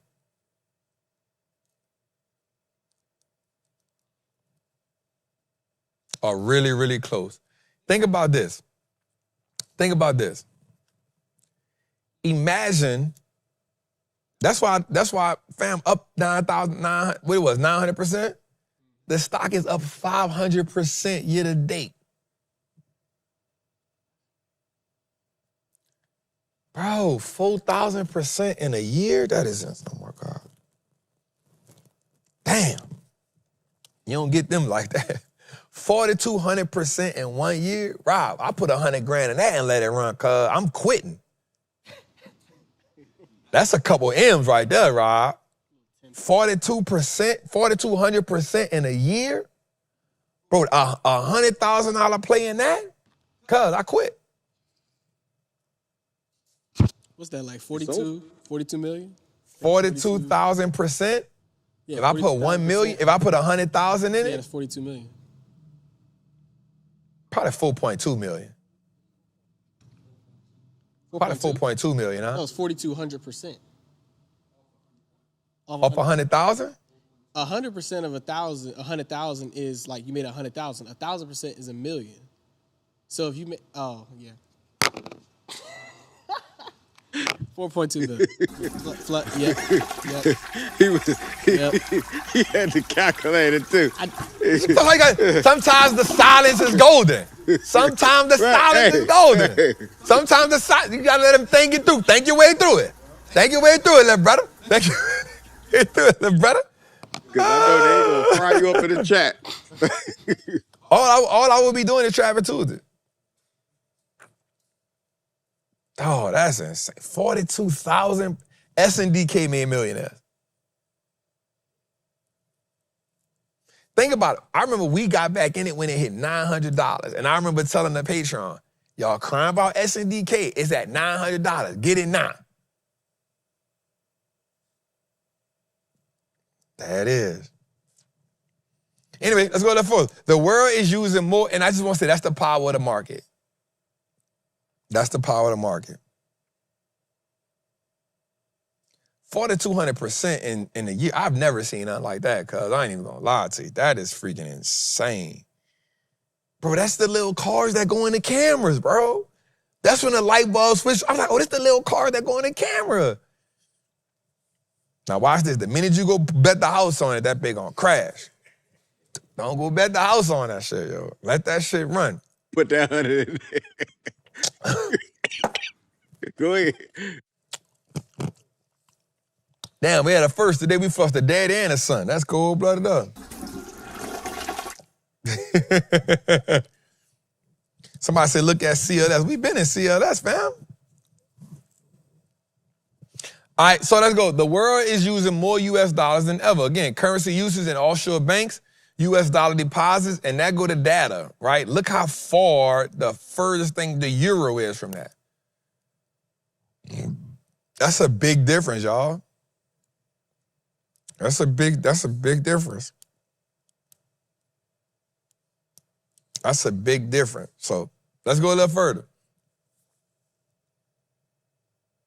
All right. Central banks are also hoarding gold like it's 1979. Global central banks gold purchase surged 36 tons in Q1 2026 to 244. God dang. To 244 tons. That's the highest since Q4 2024. This significantly exceeds the 5-year average of 228 tons by comparison.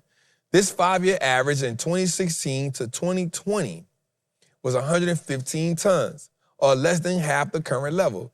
Central banks have now bought over 200 tons of gold in 10 out of the last 11 quarters.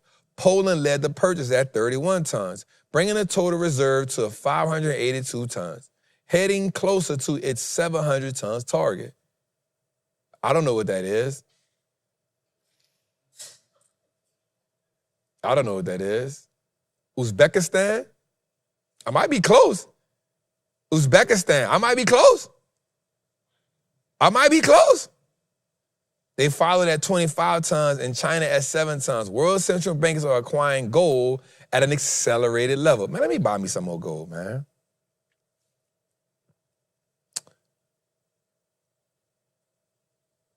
Let me buy some more gold. Let's go a little further, man. I keep telling y'all buy that gold. Let's go a little further. All right, listen to this, y'all. And y'all know I rock a bill ad, man. Let's go. Next 12 months, bullish or bearish? Bullish. Buy now or wait for a pullback? Buy now. Markets, fairly valued or stretched? Fairly. Recession risk, real or overblown? Overblown. Consumer, resilient or tapped out? Resilient. Rates, higher for longer or cuts ahead? Cuts ahead. AI, bubble or boom? Boom. Big tech earnings, make or break? Make.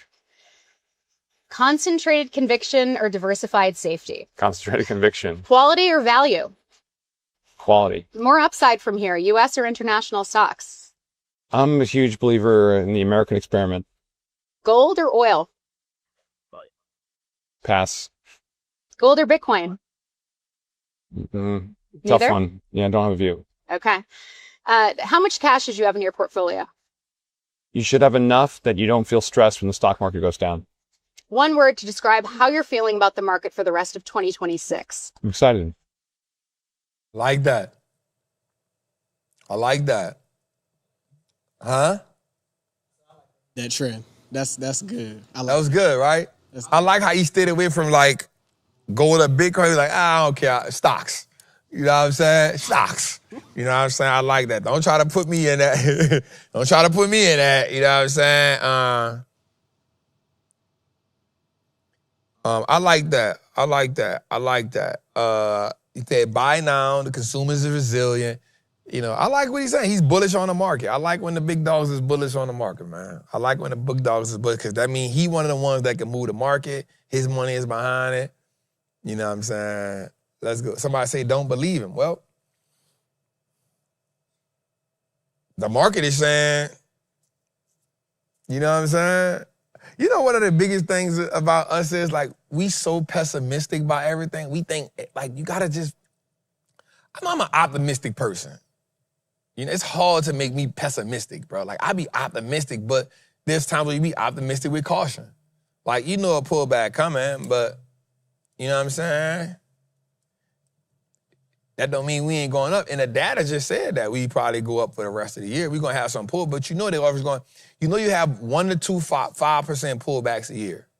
So you know that. So you know another one probably gonna come. All right, so that's when you stack a little bread, be prepared, and you finish the year strong, right? Remember, when the market is trading, somebody say, I don't know, this market is crazy, watch out. Well, you gotta make your choice. When is the market crazy? Is the market crazy when it's going down, or is the market crazy when it's going up? Which one? Because when it's going down, now you don't want to get in. When it's going up, now you don't want to get in. So which one is it? Which one you going to be the participant in?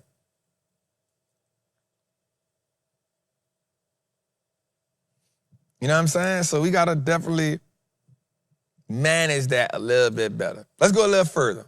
Shut this out, y'all. Shut this out. All right, what we got? All right, so here's the world's most valuable companies. I got a question for y'all that I really want y'all to answer. So first we're gonna say who's the most valuable companies. We got NVIDIA, we got Alphabet, we got Apple, we got Microsoft, Amazon, TSM, Broadcom, Saudi Aramco, Meta, and Tesla. I got a question for you, Jose, and I gotta mark my word. My mark my word moment is, watch me here, Sean. Watch me here. You know what I'm about to say. I'm gonna stand up. By the end of the year, Google will be worth more than NVIDIA.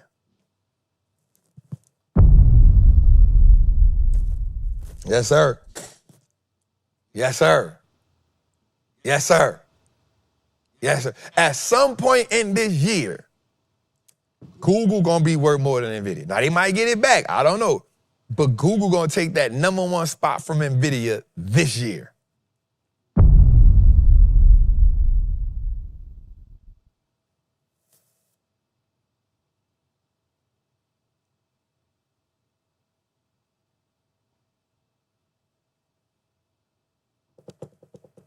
$100%. 100%.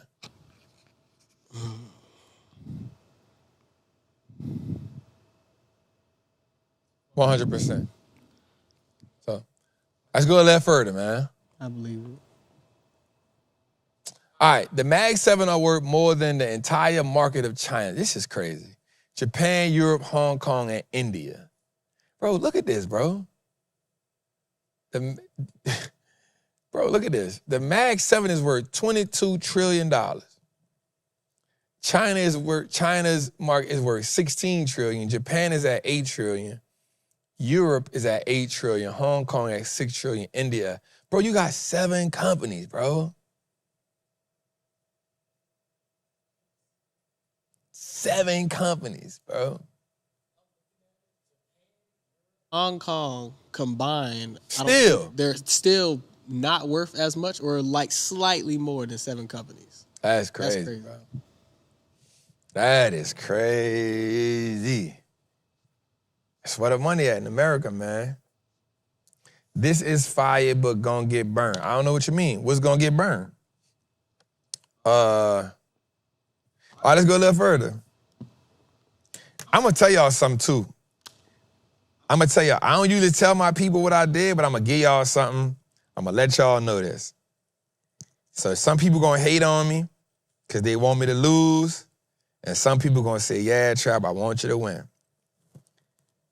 The Google call that we did today, I put 200 bands in it.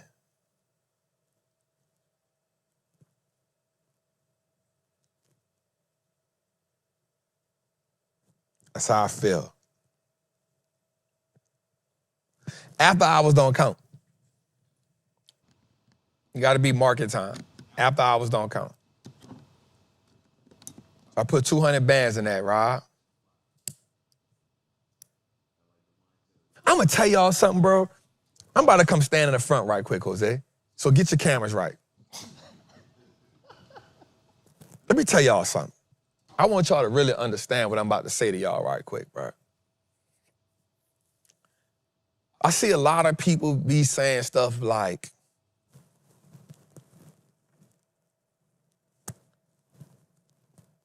you only trade that big because you got money. I've never taken $1 out of that account.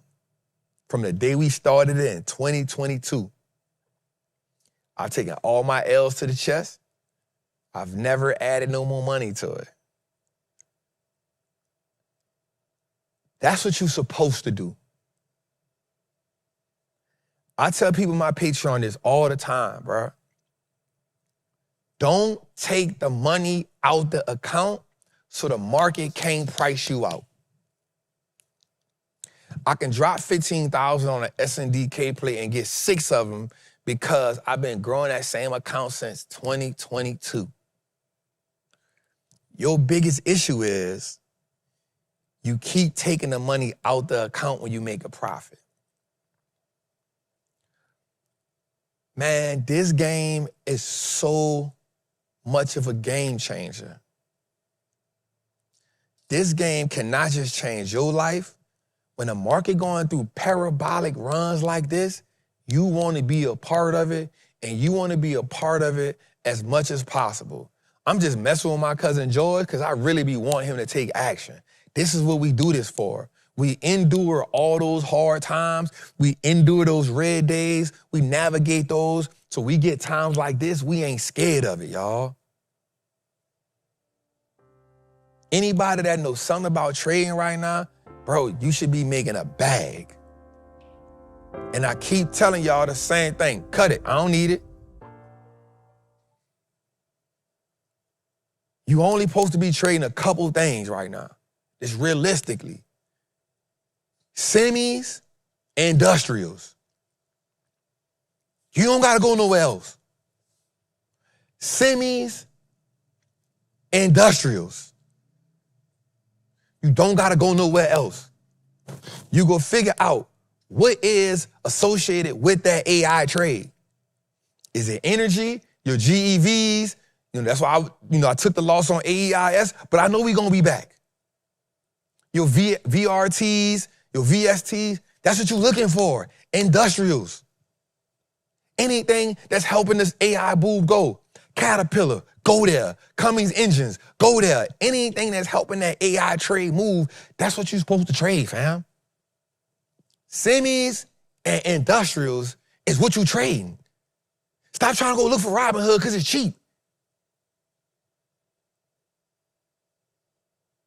Stop trying to go look for, oh, I think it's at a discount. If it's above the 50-day, it's above the 20-day, put your money there. Pull back buys, bouncing off dynamic support, gap fill reversals, concentration, compression that's going to break out. Get the breakout once it break the candle, the day before candle, get in. What we doing? It ain't hard. Stop second guessing yourself. Stop doubting yourself. If you feel like you got doubt, I'm not even saying me, bro. Go find somebody in the community that talk the language you need to hear and get you some money. You missing a golden opportunity to get money because you letting people on the outside tell you, if you making money in the stock market, why are you charging me? Why not let somebody charge me $49 so the people I can make $100,000?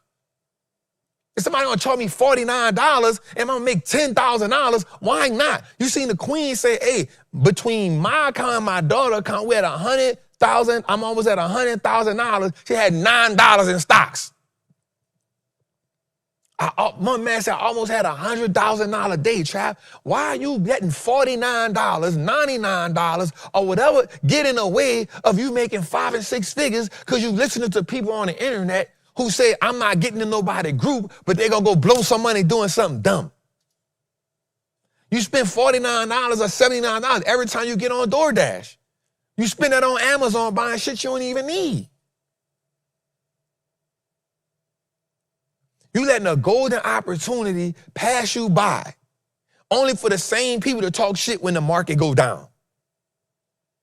Where the internet people at now? Where the stock market people at? We here. We just sitting our ass on the side because the market ain't doing what they're supposed to do right now. That's the game. You see what the market is rewarding and you dominate right there. When NVIDIA was going crazy, guess what we was trading? NVIDIA, AVGO. We traded it like crazy. Whenever the market ain't rewarding, we don't got to be there.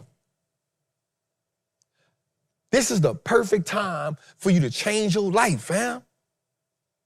Stop worrying about what Donald Trump and his people doing. Stop worrying about, man, go make your vote when it's time to vote and get back to the goddamn money. Your job ain't paying you $100,000 in a day. Your job ain't paying you $10,000, $20,000 in the month. If you do got a job like that, good ass job. Salute. But you ain't even had to clock in for that 10 and 20 we just made. Stop being so pessimistic. Let go of that financial trauma and use this damn market to change your life. Use this market to elevate your wealth. Because these don't last forever. And you don't know when the next cycle gonna be. So take full advantage of it right now, fam. This is what we play for. The only reason, and Jose can be my witness when I say this, the only reason I really play big like that is just because I want to show people what's possible. I remember telling Jose that. I say, bro, when I look at the market and all the traders, I don't have nothing against them. They all good. To me, because I don't knock another trader.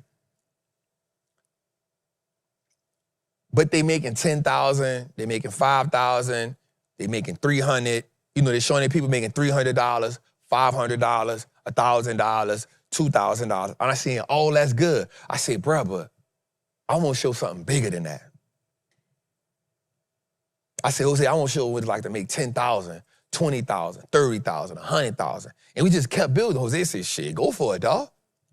If anybody could do it, this is his exact words. If anybody gonna do it, it's gonna be you. That's his exact words to me in 2022. That's the only reason I really go big. It wasn't because I was like, oh man, I'm trying to outdo nobody. Anybody that go in that market and get money out of that market, bro, you got my respect. Man or woman. I don't got no hate in my heart for no trader. Because I know what it takes to show up every day. But for the people who trying to get acclimated to the market, that's what we do it for. I want you to see me like, damn, I ain't made $250,000 a day. God damn. Damn, bro, dude made $80 million a day. God damn. And I'm gonna be honest with you. The $224,000 I posted today, I was up $200 at 200,000 at 11 o'clock. The other 20-something was laying, y'all. I got all the way to 270. I said, oh, it's going to be a $300,000 day today? I just want you to see what's possible, because if you see what's possible, then that take the limitations off of you. And once you take the limitations off you, you free somebody else up. So, man, I need y'all to really focus on closing this year out strong. It's May. Bro, so what if you missed April? Guess what? Line it up. We don't know what's in store, but guess what? We can damn sure position ourselves for it, fam.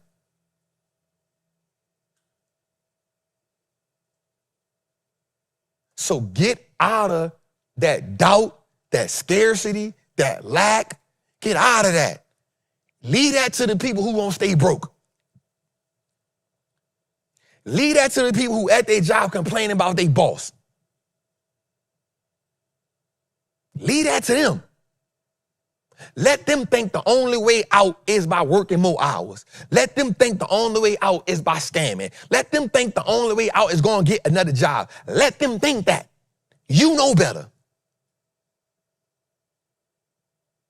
And spend your time perfecting your craft. But get in the environment of people who you see doing and accomplishing the thing that you know you won't do.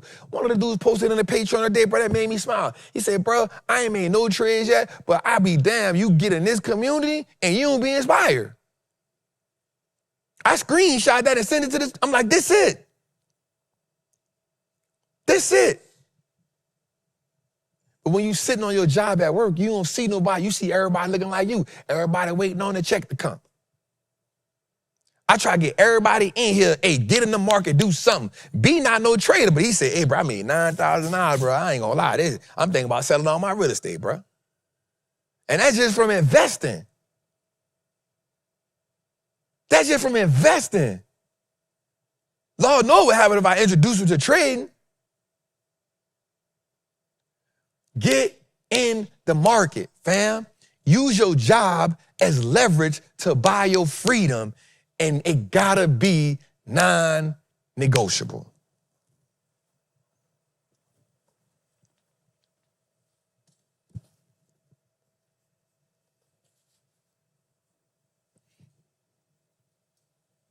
Flame, bomb, silence. Next slide.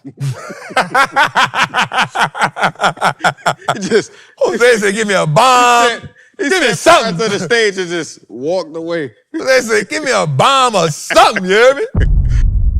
There you go, Jose. You know what I'm saying? Like, I'm tired. I get on the internet, man. I'm tired of people freaking job shaming people and all that, bro. That's stupid, bro. Like, you don't got to do that. Like, guess what? You use that paycheck to get in this market. That's why we named our event, Make Your First Trade. Make your first trade. And they got people that done came from that Make Your First Trade. They're like, hey, Trap, I'm trapping now. That Make Your First Trade with a bing.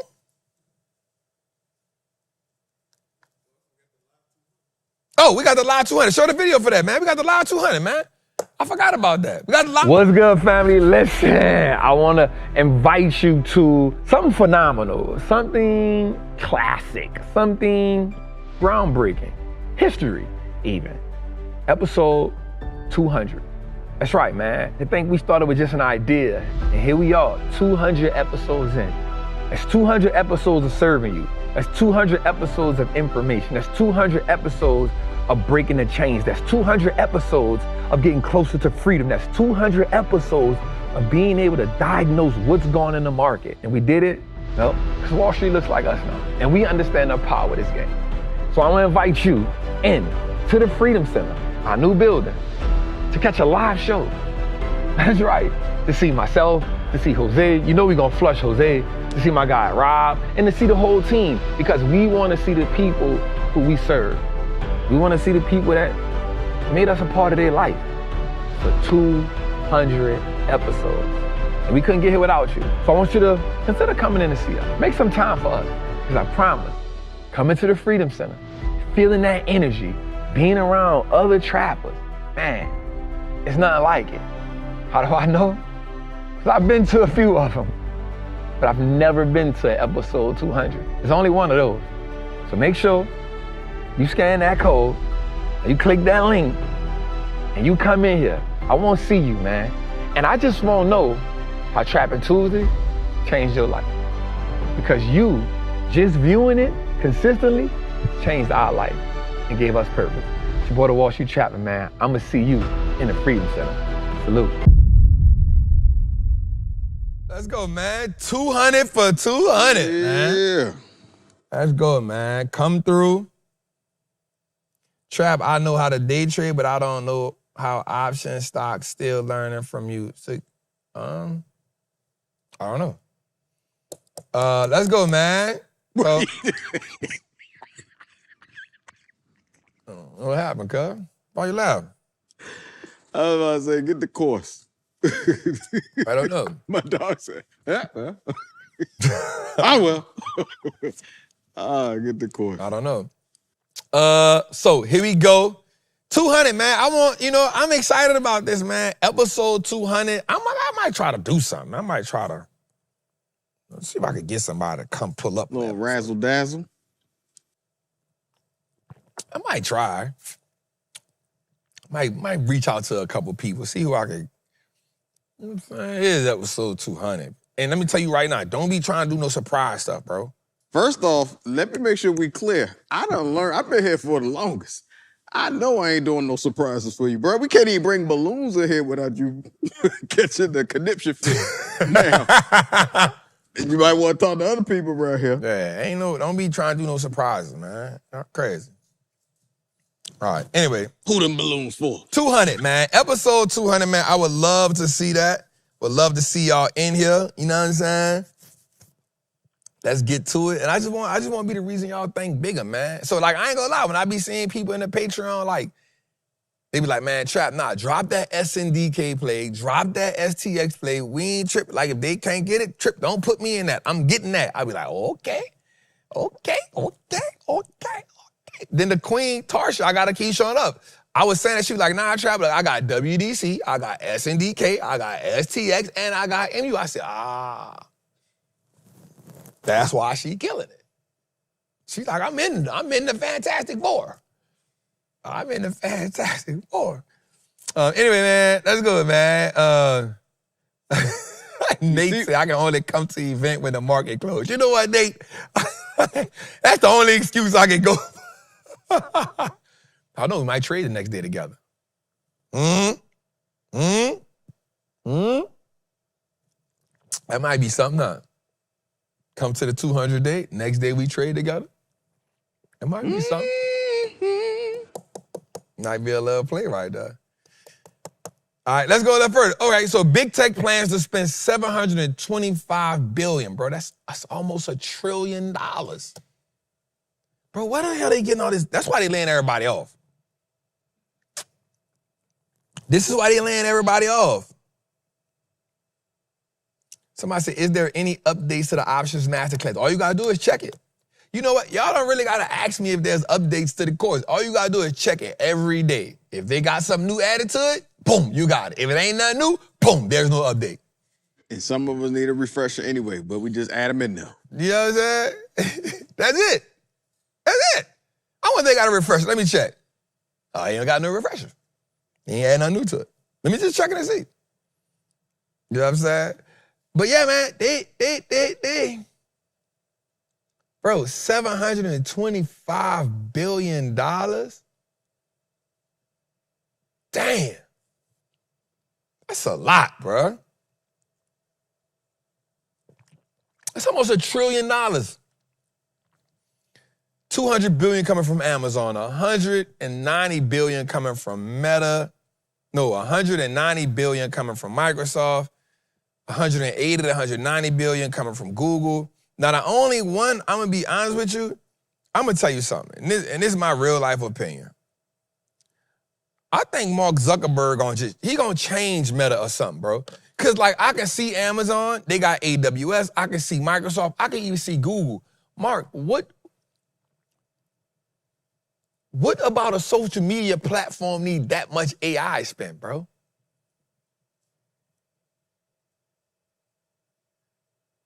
I don't get, and I think that's why the stock keep getting punished.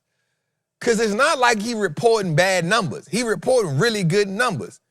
But it's like, why are you spending another 70 billion on, they like, bro, what are you doing over there? Like, they not even much, Trap, can I bring my lady or does she have to pay too? 100%, brother. Fortunately, yes, she has to pay too. But I want to see y'all. I mean, we feed them. You know what I'm saying? Huh? We feeding them. We got food too? Yeah. Oh, we got food too. Come on. Man. Yeah, like, I don't understand. Like, I'm not going to, like, I can get Amazon, I can get Microsoft, I can get Google. I don't understand what he got to tell what he building, though. Like, are you gonna change what Meta doing or something? Like, you gonna change, like, you must be gonna change something. Cause I don't see it.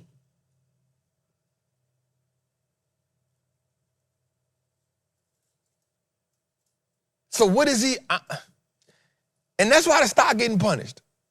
The stock getting punished because he don't want to tell us what he's spending the money on.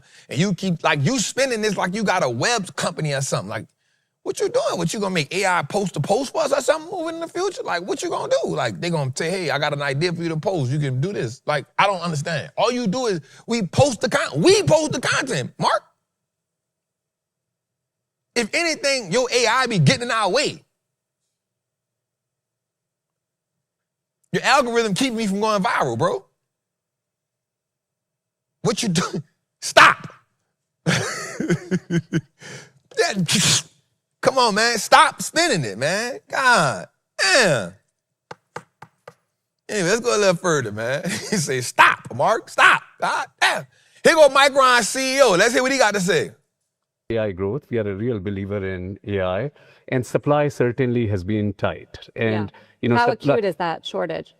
I will tell you, I shared in our December earnings call that for several of our key customers in the medium term, we are able to support 50% to 2/3 of their demand. And that's why we are really focused on bringing up supply. In the near term, focused on accelerating in our manufacturing infrastructure, technology transitions to the next node. That gives you a supply growth. Yep, I don't know what the hell he said. I was about to say, I had to take my earphone off. Like, yo, what the boy say? Yeah, I don't know what the hell he said. Yeah, I'm good. All I heard was 50%. On to the next. You got the stock going crazy.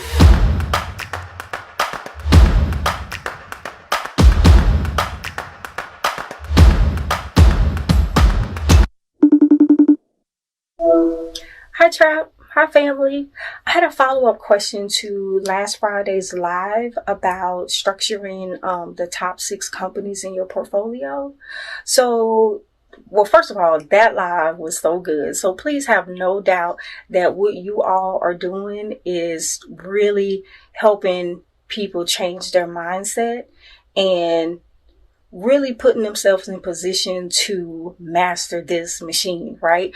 So I understand that the top 3 companies are industry leaders.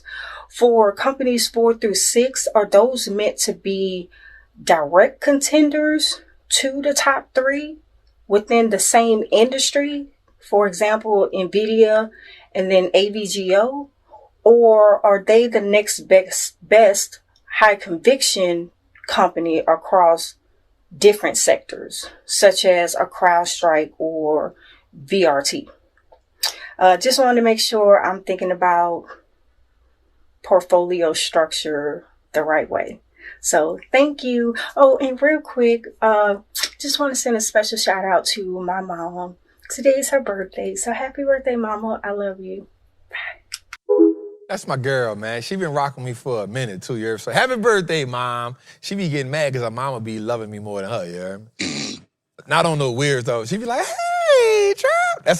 Her mom give me a good warm hug, you hear me? She be like, Mom. Shout out to my girl, man. Yep. So the top 3 are your, that's the leaders. That's who's gonna lead the portfolio. The next 3 could be a direct competitor for sure, right? The next 3 could be a direct competitor. We're not mad at that, like you say, but I don't want you to think that AVGO is NVIDIA's competitor because they do something completely different. They make like specialty chips designed specifically for a company. So I'm not mad at that. I'm not mad at you saying that's the conviction. I'm not mad at that. But the way I want you to think about it is your top 3 are who's gonna lead that portfolio and push it where it gotta go. So that's gonna be your heaviest positions. The next 2, think about it like this. Your next 2 are not great. They're not great as your number 1, 2, and 3, but they could have been. but your 1, 2, and 3 have 1 or 2 things stronger than them. So they may have the pricing power, or they may have the recurrent revenue. They be making more money, or the stock may have returned more in the last 5 years. Like, it's 1 or 2 little slight things that's making your 4 and 5 better, not better as your 1, 2, and 3. But watch this. This is gonna be key. Your 4 and 5 could one day take over your 1, 2, and 3. They could switch positions depending on what's going on. So let's say you had Micron in your portfolio, but you had NVIDIA as your number 1. Well, at this stage now, you probably switched NVIDIA with Micron because what's happened over the last year or 2, right? So your 4 and 5 could potentially be your 1 and 2, right? But there's just some things that's shifting. Your number 6 is not good enough to be on your starting 5, but he's not bad enough to be 7 through 10. Does that make sense? Right? He's not, the number 6 is not good enough to be the starting 5, but it's a strong placeholder. Like, anything under that, you don't feel is better than that. But it's not enough to be in the starting lineup. Oh, man, I hope that made sense. I hope that made sense. I hope that made sense. And she always smelled good, too. She always smelled good. And her skin be glowing. I think they said caramel drizzle. Bro, I ain't gonna say all that because that may come out crazy, so I'm not gonna say that. I'm just repeating the chat. We good. Yeah, I ain't gonna repeat that either. But she always smelled good, and her skin is always just like flawless. I think she's vegan too. Anyway, let's go a little further.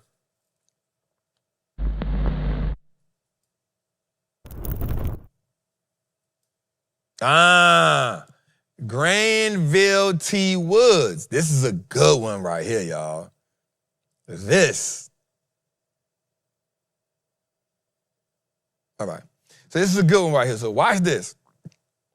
Granville T. Woods was a brilliant inventor and entrepreneur in the late 1800s. Once called the Black Edison, he held over 60 patents, many focused on improving railways, communication, and electrical technology. The most important invention, the multiplex telegraph, showed moving trains to communicate with stations, making the all travel safer and more efficient. He built businesses around these innovations and even competed with major figures like Thomas Edison. He returned innovation into patents and then patents into power. Let's talk, King. Black history they don't talk about. A black man revolutionized trains, telegraphs, and electrical engineering. But history barely mentions his name. This is the story of Granville T. Woods. In the late 1800s, trains were dangerous. There was no way for engineers to communicate between moving trains, which led to crashes and deadly accidents. That's where Granville T. Woods changed everything. He invented the induction telegraph, a system that let trains send wireless signals to each other, preventing collisions and making railroads safer. His work was so groundbreaking that Thomas Edison tried to take credit for it, and even sued him. Woods won every time. He went on to invent over 60 electrical devices, improving railways, streetcars, and even helping develop early telephones. But even with his brilliant mind and major impact on technology, history books barely mention his name. Meanwhile, others profited from his ideas. Granville T. Woods shaped modern transportation, but his story was nearly erased. This is black history they don't teach in schools. Say, bro, Thomas Edison was a thief, dog. Bro, wireless back then, bro. Wireless. Thomas Edison was a thief, dog. He always was trying to steal somebody's stuff, bro. Sued him and lost. He always was trying to steal somebody's stuff, bro. That's really why J.P. Morgan took, that's how we get General Electric. Because J.P. Morgan said, man, you stupid, man. And bought this company from him. But we give him all once you start learning about that history like that, you be like, nah, bro. And the history books be wrong. You know what I'm saying? Thomas Edison was trying to steal from so many people. You know, he stole from Nikola Tesla. You know, he stole from him. But that's because J.P. Morgan was putting that pressure on him, like, you sure you could do this? Yeah, he was a, let me leave that alone. Yeah. Shout out to you, King. We appreciate you, man. And it's stories like yours that make this so amazing. Let's go. Hi, Trap. How are you? I'm trying to enhance my trading strategy, market structure and price action on high time frame and key level by adding footprint chart as a confirmation and confluence layer. My question is, when the price reach a key level, so I need to know who's in control now, buyer or seller. So shift to footprint chart to know who's in control. What's the reaction for at this key level? Just give me advice. How can I introduce footprint chart to my strategy? Which time frame is better to use footprint chart? How can I use it? Just from your opinion, your advice about this strategy. Thank you. Hey, my guy really be trying. He be on it, dog. Yeah. He be in a group. Trap, what you think about this? So if anybody get their money worth, yeah.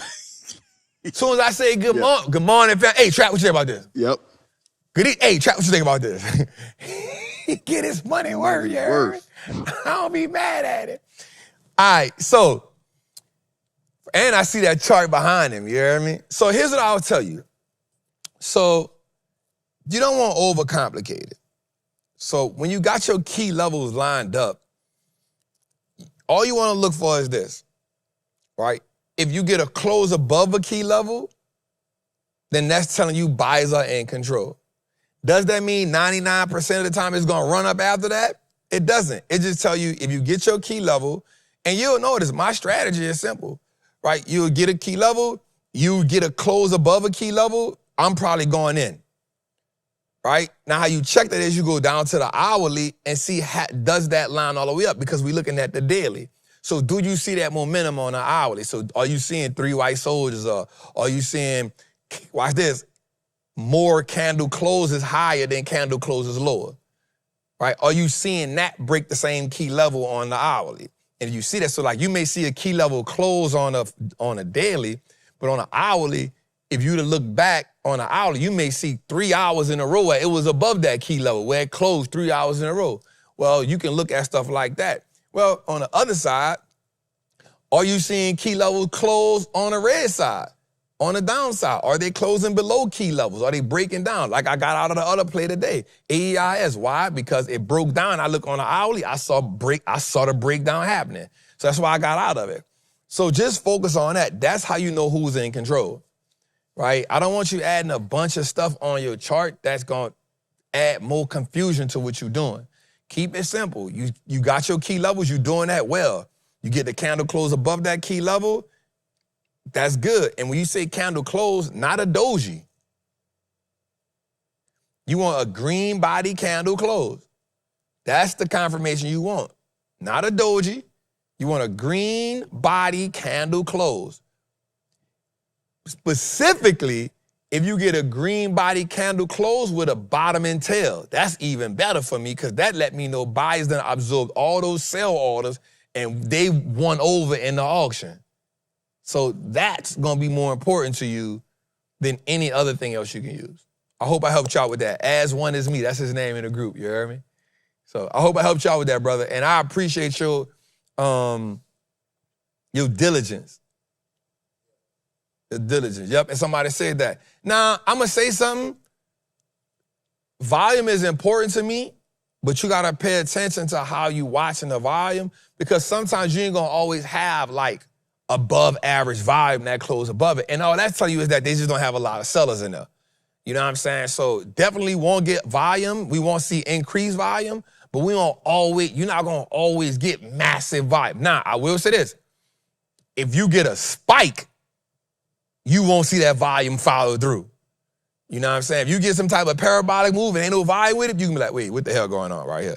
But if you get a parabolic move and they got that volume in it, then you definitely want to add that, like, hey, that's confirmation. So 100%, fam.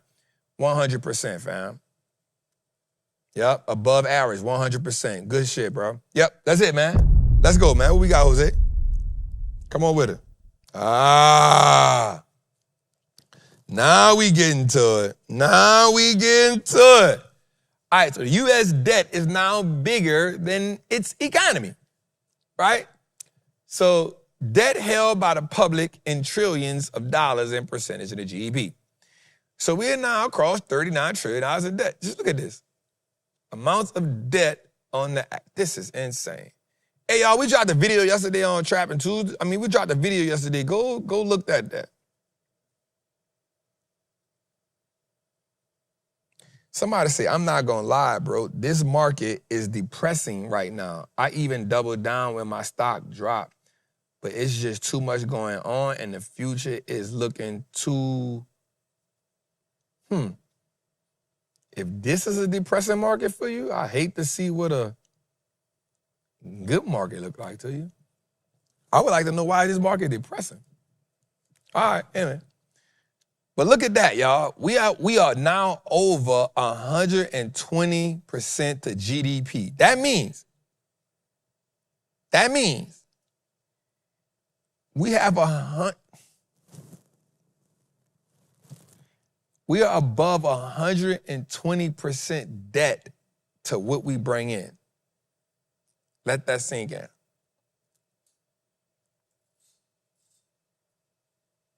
That's not good.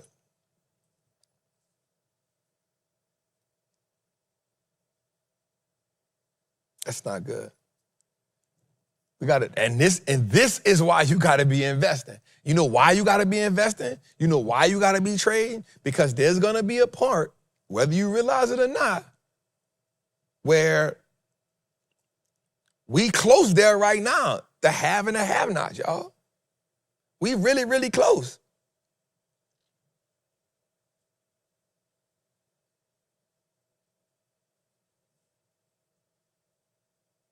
We really, really close. But here's what I'm gonna tell you. Like, I don't worry about nothing I can't fix. I can't do nothing about that. You know what I can do? I see it's happening. Guess what I'm gonna be doing? Trading and investing. Trading and investing. And somebody gonna say, well, what happens if the stock market crash? And what happens if the bank collapse? Well, at that point, ain't none of us gonna got no money anyway.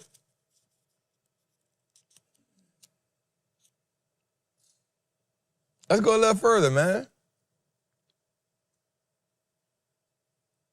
Somebody say, Trap, will there be another Make Your First Trade event coming up? Man, we thinking about it. We thinking about it.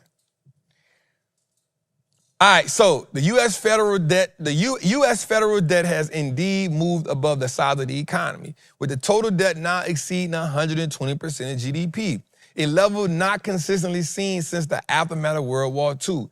The debt has now crossed 34. It should have been 39 trillion, while the U.S. GDP is around 28 to 29 trillion, meaning the government owes more than the country produces in a year. That shift has been driving for years of deficit spending, especially after the 2008 crisis and the COVID stimulus, along with a rising interest costs as rates increase.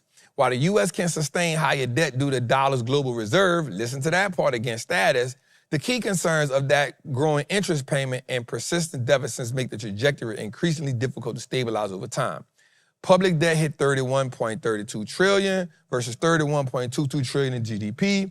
Debt has reached 100% of GDP in March 2026.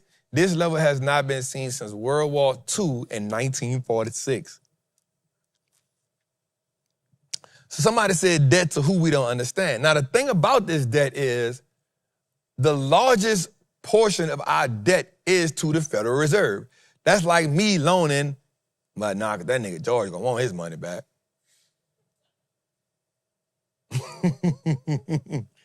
But it's like you loaning your brother money.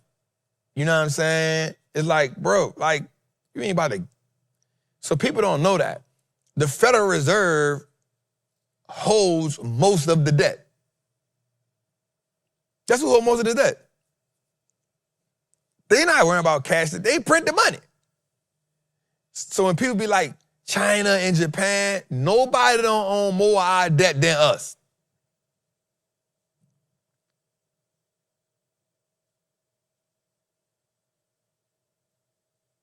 Nobody don't own more of our debt more than us. So the Federal Reserve is who buying the debt. And guess how they buy the debt? By printing the money. They print the money to buy the debt. It's okay. I'm reloaded. Let's go a little further, man. All right. U.S. inflation expectations are surging now. This is something we got to watch. The U.S. 10-year break-even rate is up 2.47%, the highest since February 2025, excluding Q1 2025. This is the highest level since October 23. In turn, one-year inflation expectations are up 3.26%, the highest since September 2020. Furthermore, two-year inflation expectations are up 2.81%, the highest since 2022. All while U.S. consuming 12-month inflation expectations remain above 6% for the second consecutive month in a row. We got to be mindful of these numbers that's about to start coming out too. Inflation numbers about to start coming out. Job data about to start coming out. Know that can rock the market. So pay attention when that coming out. You got to know. You got to know. As a trader, as an investor, you got to know when CPI come out. You got to know when PPI come out. You got to know when JOLTS come out. You got to know when that comes. You got to know when the Fed is speaking. You got to know these things. Because you wake up, you go to sleep, up a bunch of money, you wake up, flatline. And I'ma promise you, can't nothing shift the market like a bad CPI date. I go to taking profit today, man, let me get my money out of here right quick. Let me get my money out of here, because I don't know what's going to happen with this. So, yep, the job report is Friday at 8:30 Eastern.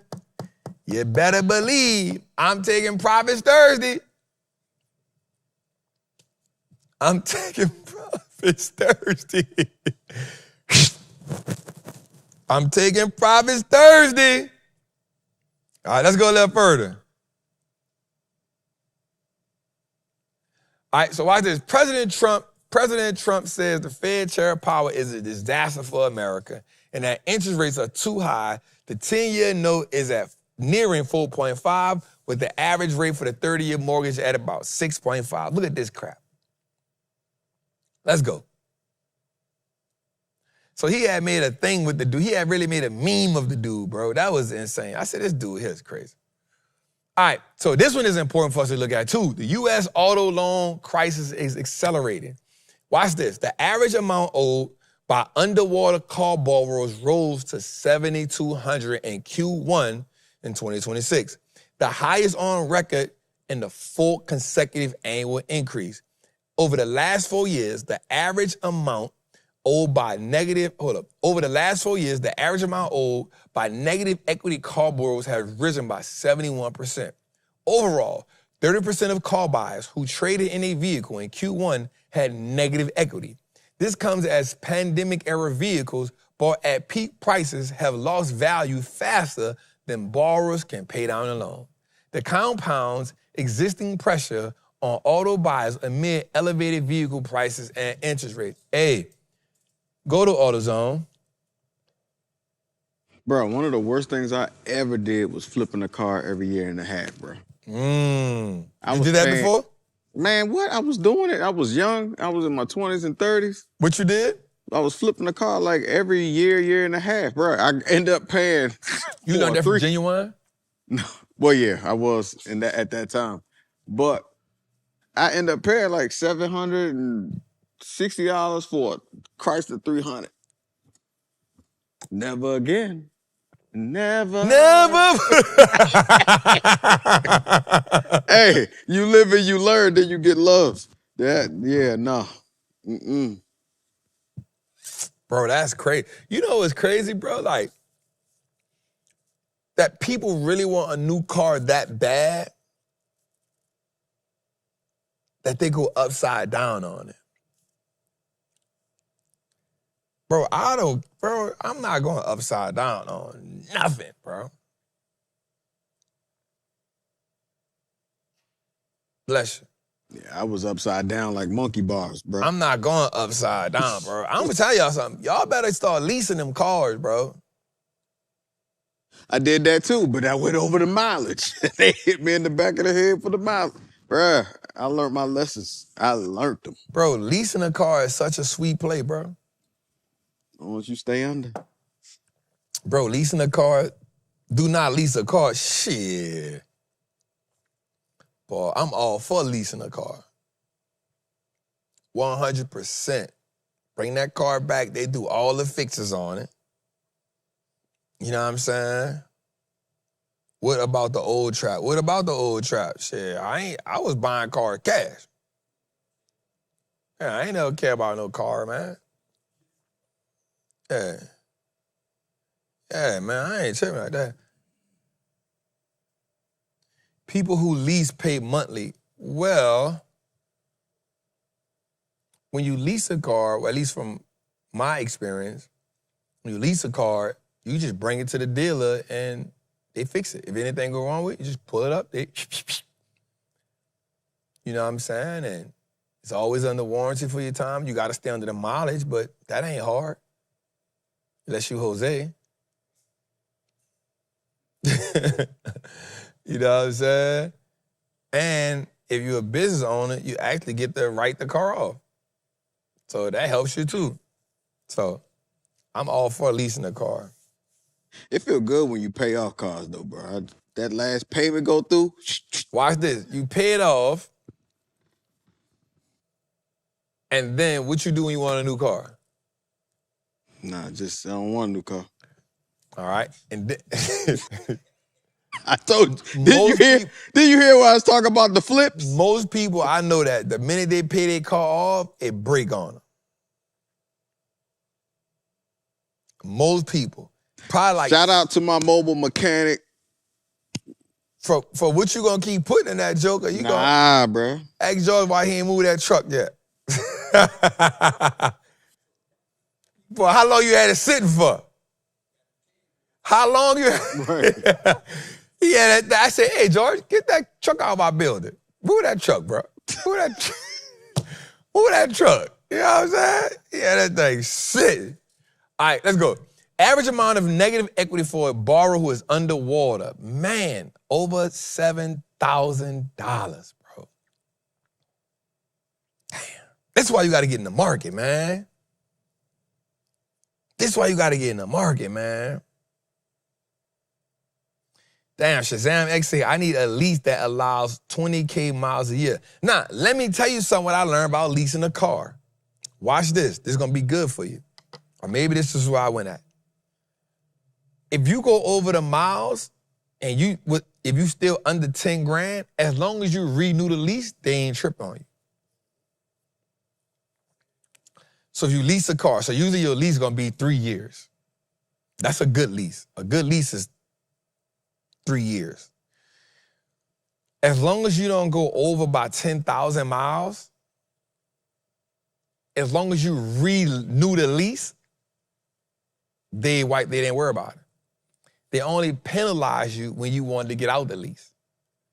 So if you renew the lease, got another car, set another 3 years, they ain't trip on you about the 10K over. It's a little hack. It's a little hack. Now, when you go over the miles and then you like, yep, I'm finished, I'm done, then they gonna smack you over the head. Huh? Depends. Depends on the car, depends on the type. So I think the average car does what, maybe 10,000 miles a year? Something like that, 10,000, 12,000 miles a year. I think your lease might be somewhere anywhere between 75 and 75. Your lease gonna be anywhere between 5 and 75. So you got to be willing to say, all right, I'm willing to keep leasing the car because I'm gonna get this write-off for my business. So this is a write-off. So it works if you know how to play the system. You know what I'm saying? So don't go lease the car in your own personal name. Go lease the car in a business name and then write everything on the car off. That's how you just play the game. So it's always you play the game for what it's worth. You know what I'm saying? So, yep. So, anyway, let's go a little further, man. Nah, this one was good. Let's end on this.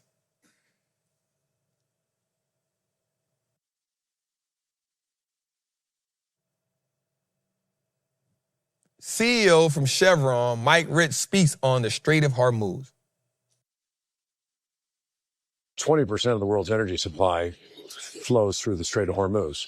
That's oil, that's liquefied natural gas, it's refined products, goes to Europe and Asia primarily, and both of those regions are seeing the impact of having that much cut off. The U.S. can't make up all of that supply. Inventories in the system are being drawn down, and the supply situation is tightening, and that's a concern. And, you know, you think about the U.S. and where we stand when it comes to production. That, of course, has insulated the U.S. consumer to some degree from some of the higher prices that we're seeing in Asia, that we're seeing in Europe. And I just wonder from where you're sitting, how long you think that will continue to be the case? Or, you know, is the U.S. heading towards a situation where consumers are going to see the same sort of prices that we're starting to see in Asia? Yeah, I think the real thing is the U.S. is not going to see supply outages. We're starting to see risks of supply outages in some of these economies. In Europe, you're seeing flights canceled and schedules reoptimized because jet fuel is getting very, very tight in Europe. We've seen a number of economies in Asia that have instituted policies to reduce demand because they're concerned about running out of supply. Countries like Australia that have shut down most of their refining capacity and are heavily dependent upon imports are taking measures to address that. So I think the U.S. is going to see the price pressures. It's a global market. These prices are set in global commodity markets, but the risk of supply outages in other parts of the world is much higher than it is here in the U.S. Damn, bro, I ain't even see this, man. Sterling Infrastructure stock was up $276 today. What the hell? 52% in a day? What the hell happened there?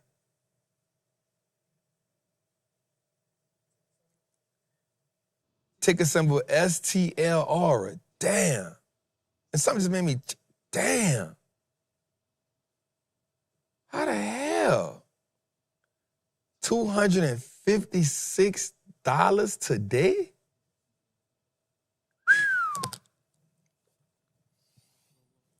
Damn, 52% in a day. Damn. That's insane. All right, so I like this what he's saying about, because he gave us a breakdown on how that oil is moving, right? And what does it mean? But it also gave us a breakdown on why that's important. Yep, somebody said it. Good old Taco doing what he doing. Like, that's crazy what's going on with this oil. And so I think that until we get out of this, bro, we're going to be in a situation. But what we seeing is the market totally and 100% is shaking that off. And I like it. Let's go a little further. What's up, Trap? Right on, Jose, for bringing me in. I got two companies I wanted you to look at or break down if possible. RMBS and UMAC. We trapping. You what? You what? You what?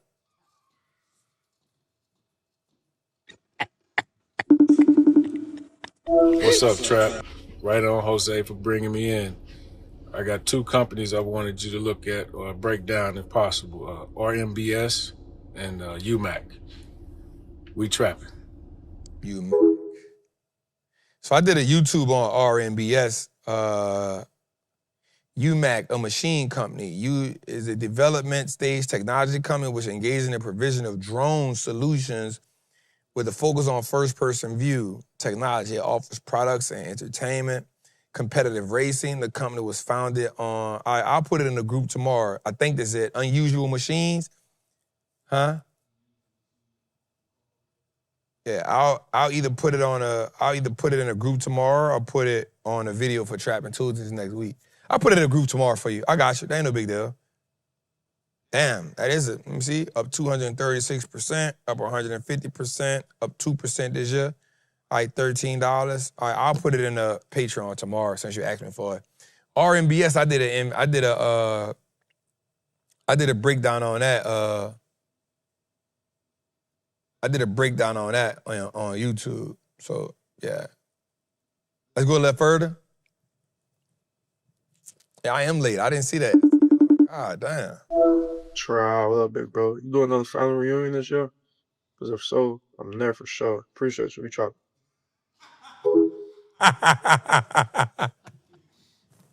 That boy be speaking in cursive, I swear. I rock with SB, bro. I love SB get his Patreon money work. Yeah. You hear me?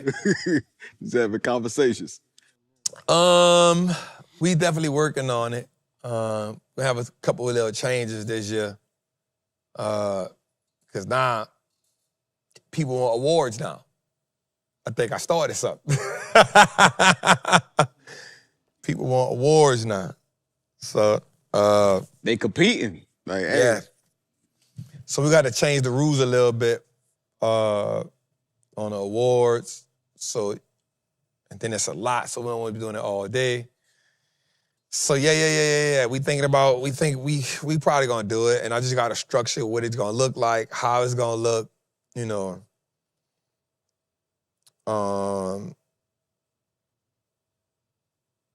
I need my 5-figure award trap. I'm coming for it. For sure.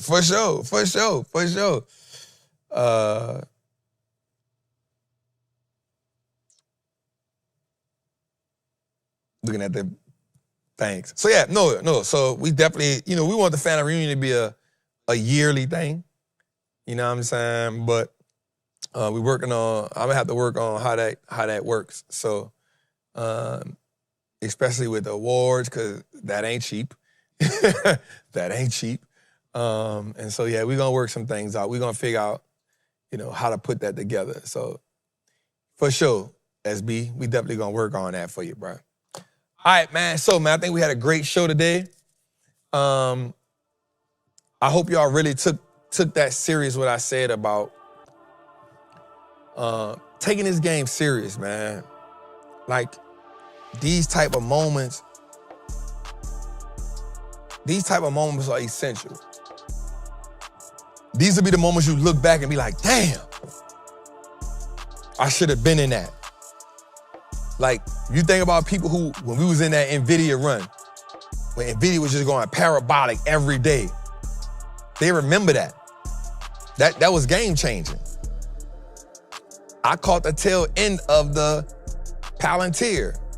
It was at like 74, but they had people that got it from 7, right? And so when you see the market doing stuff like this, like, bro, you gotta be in it. It's non-negotiable. Whatever fear you have about the market, you gotta put that on the side and you gotta focus on, this is my opportunity.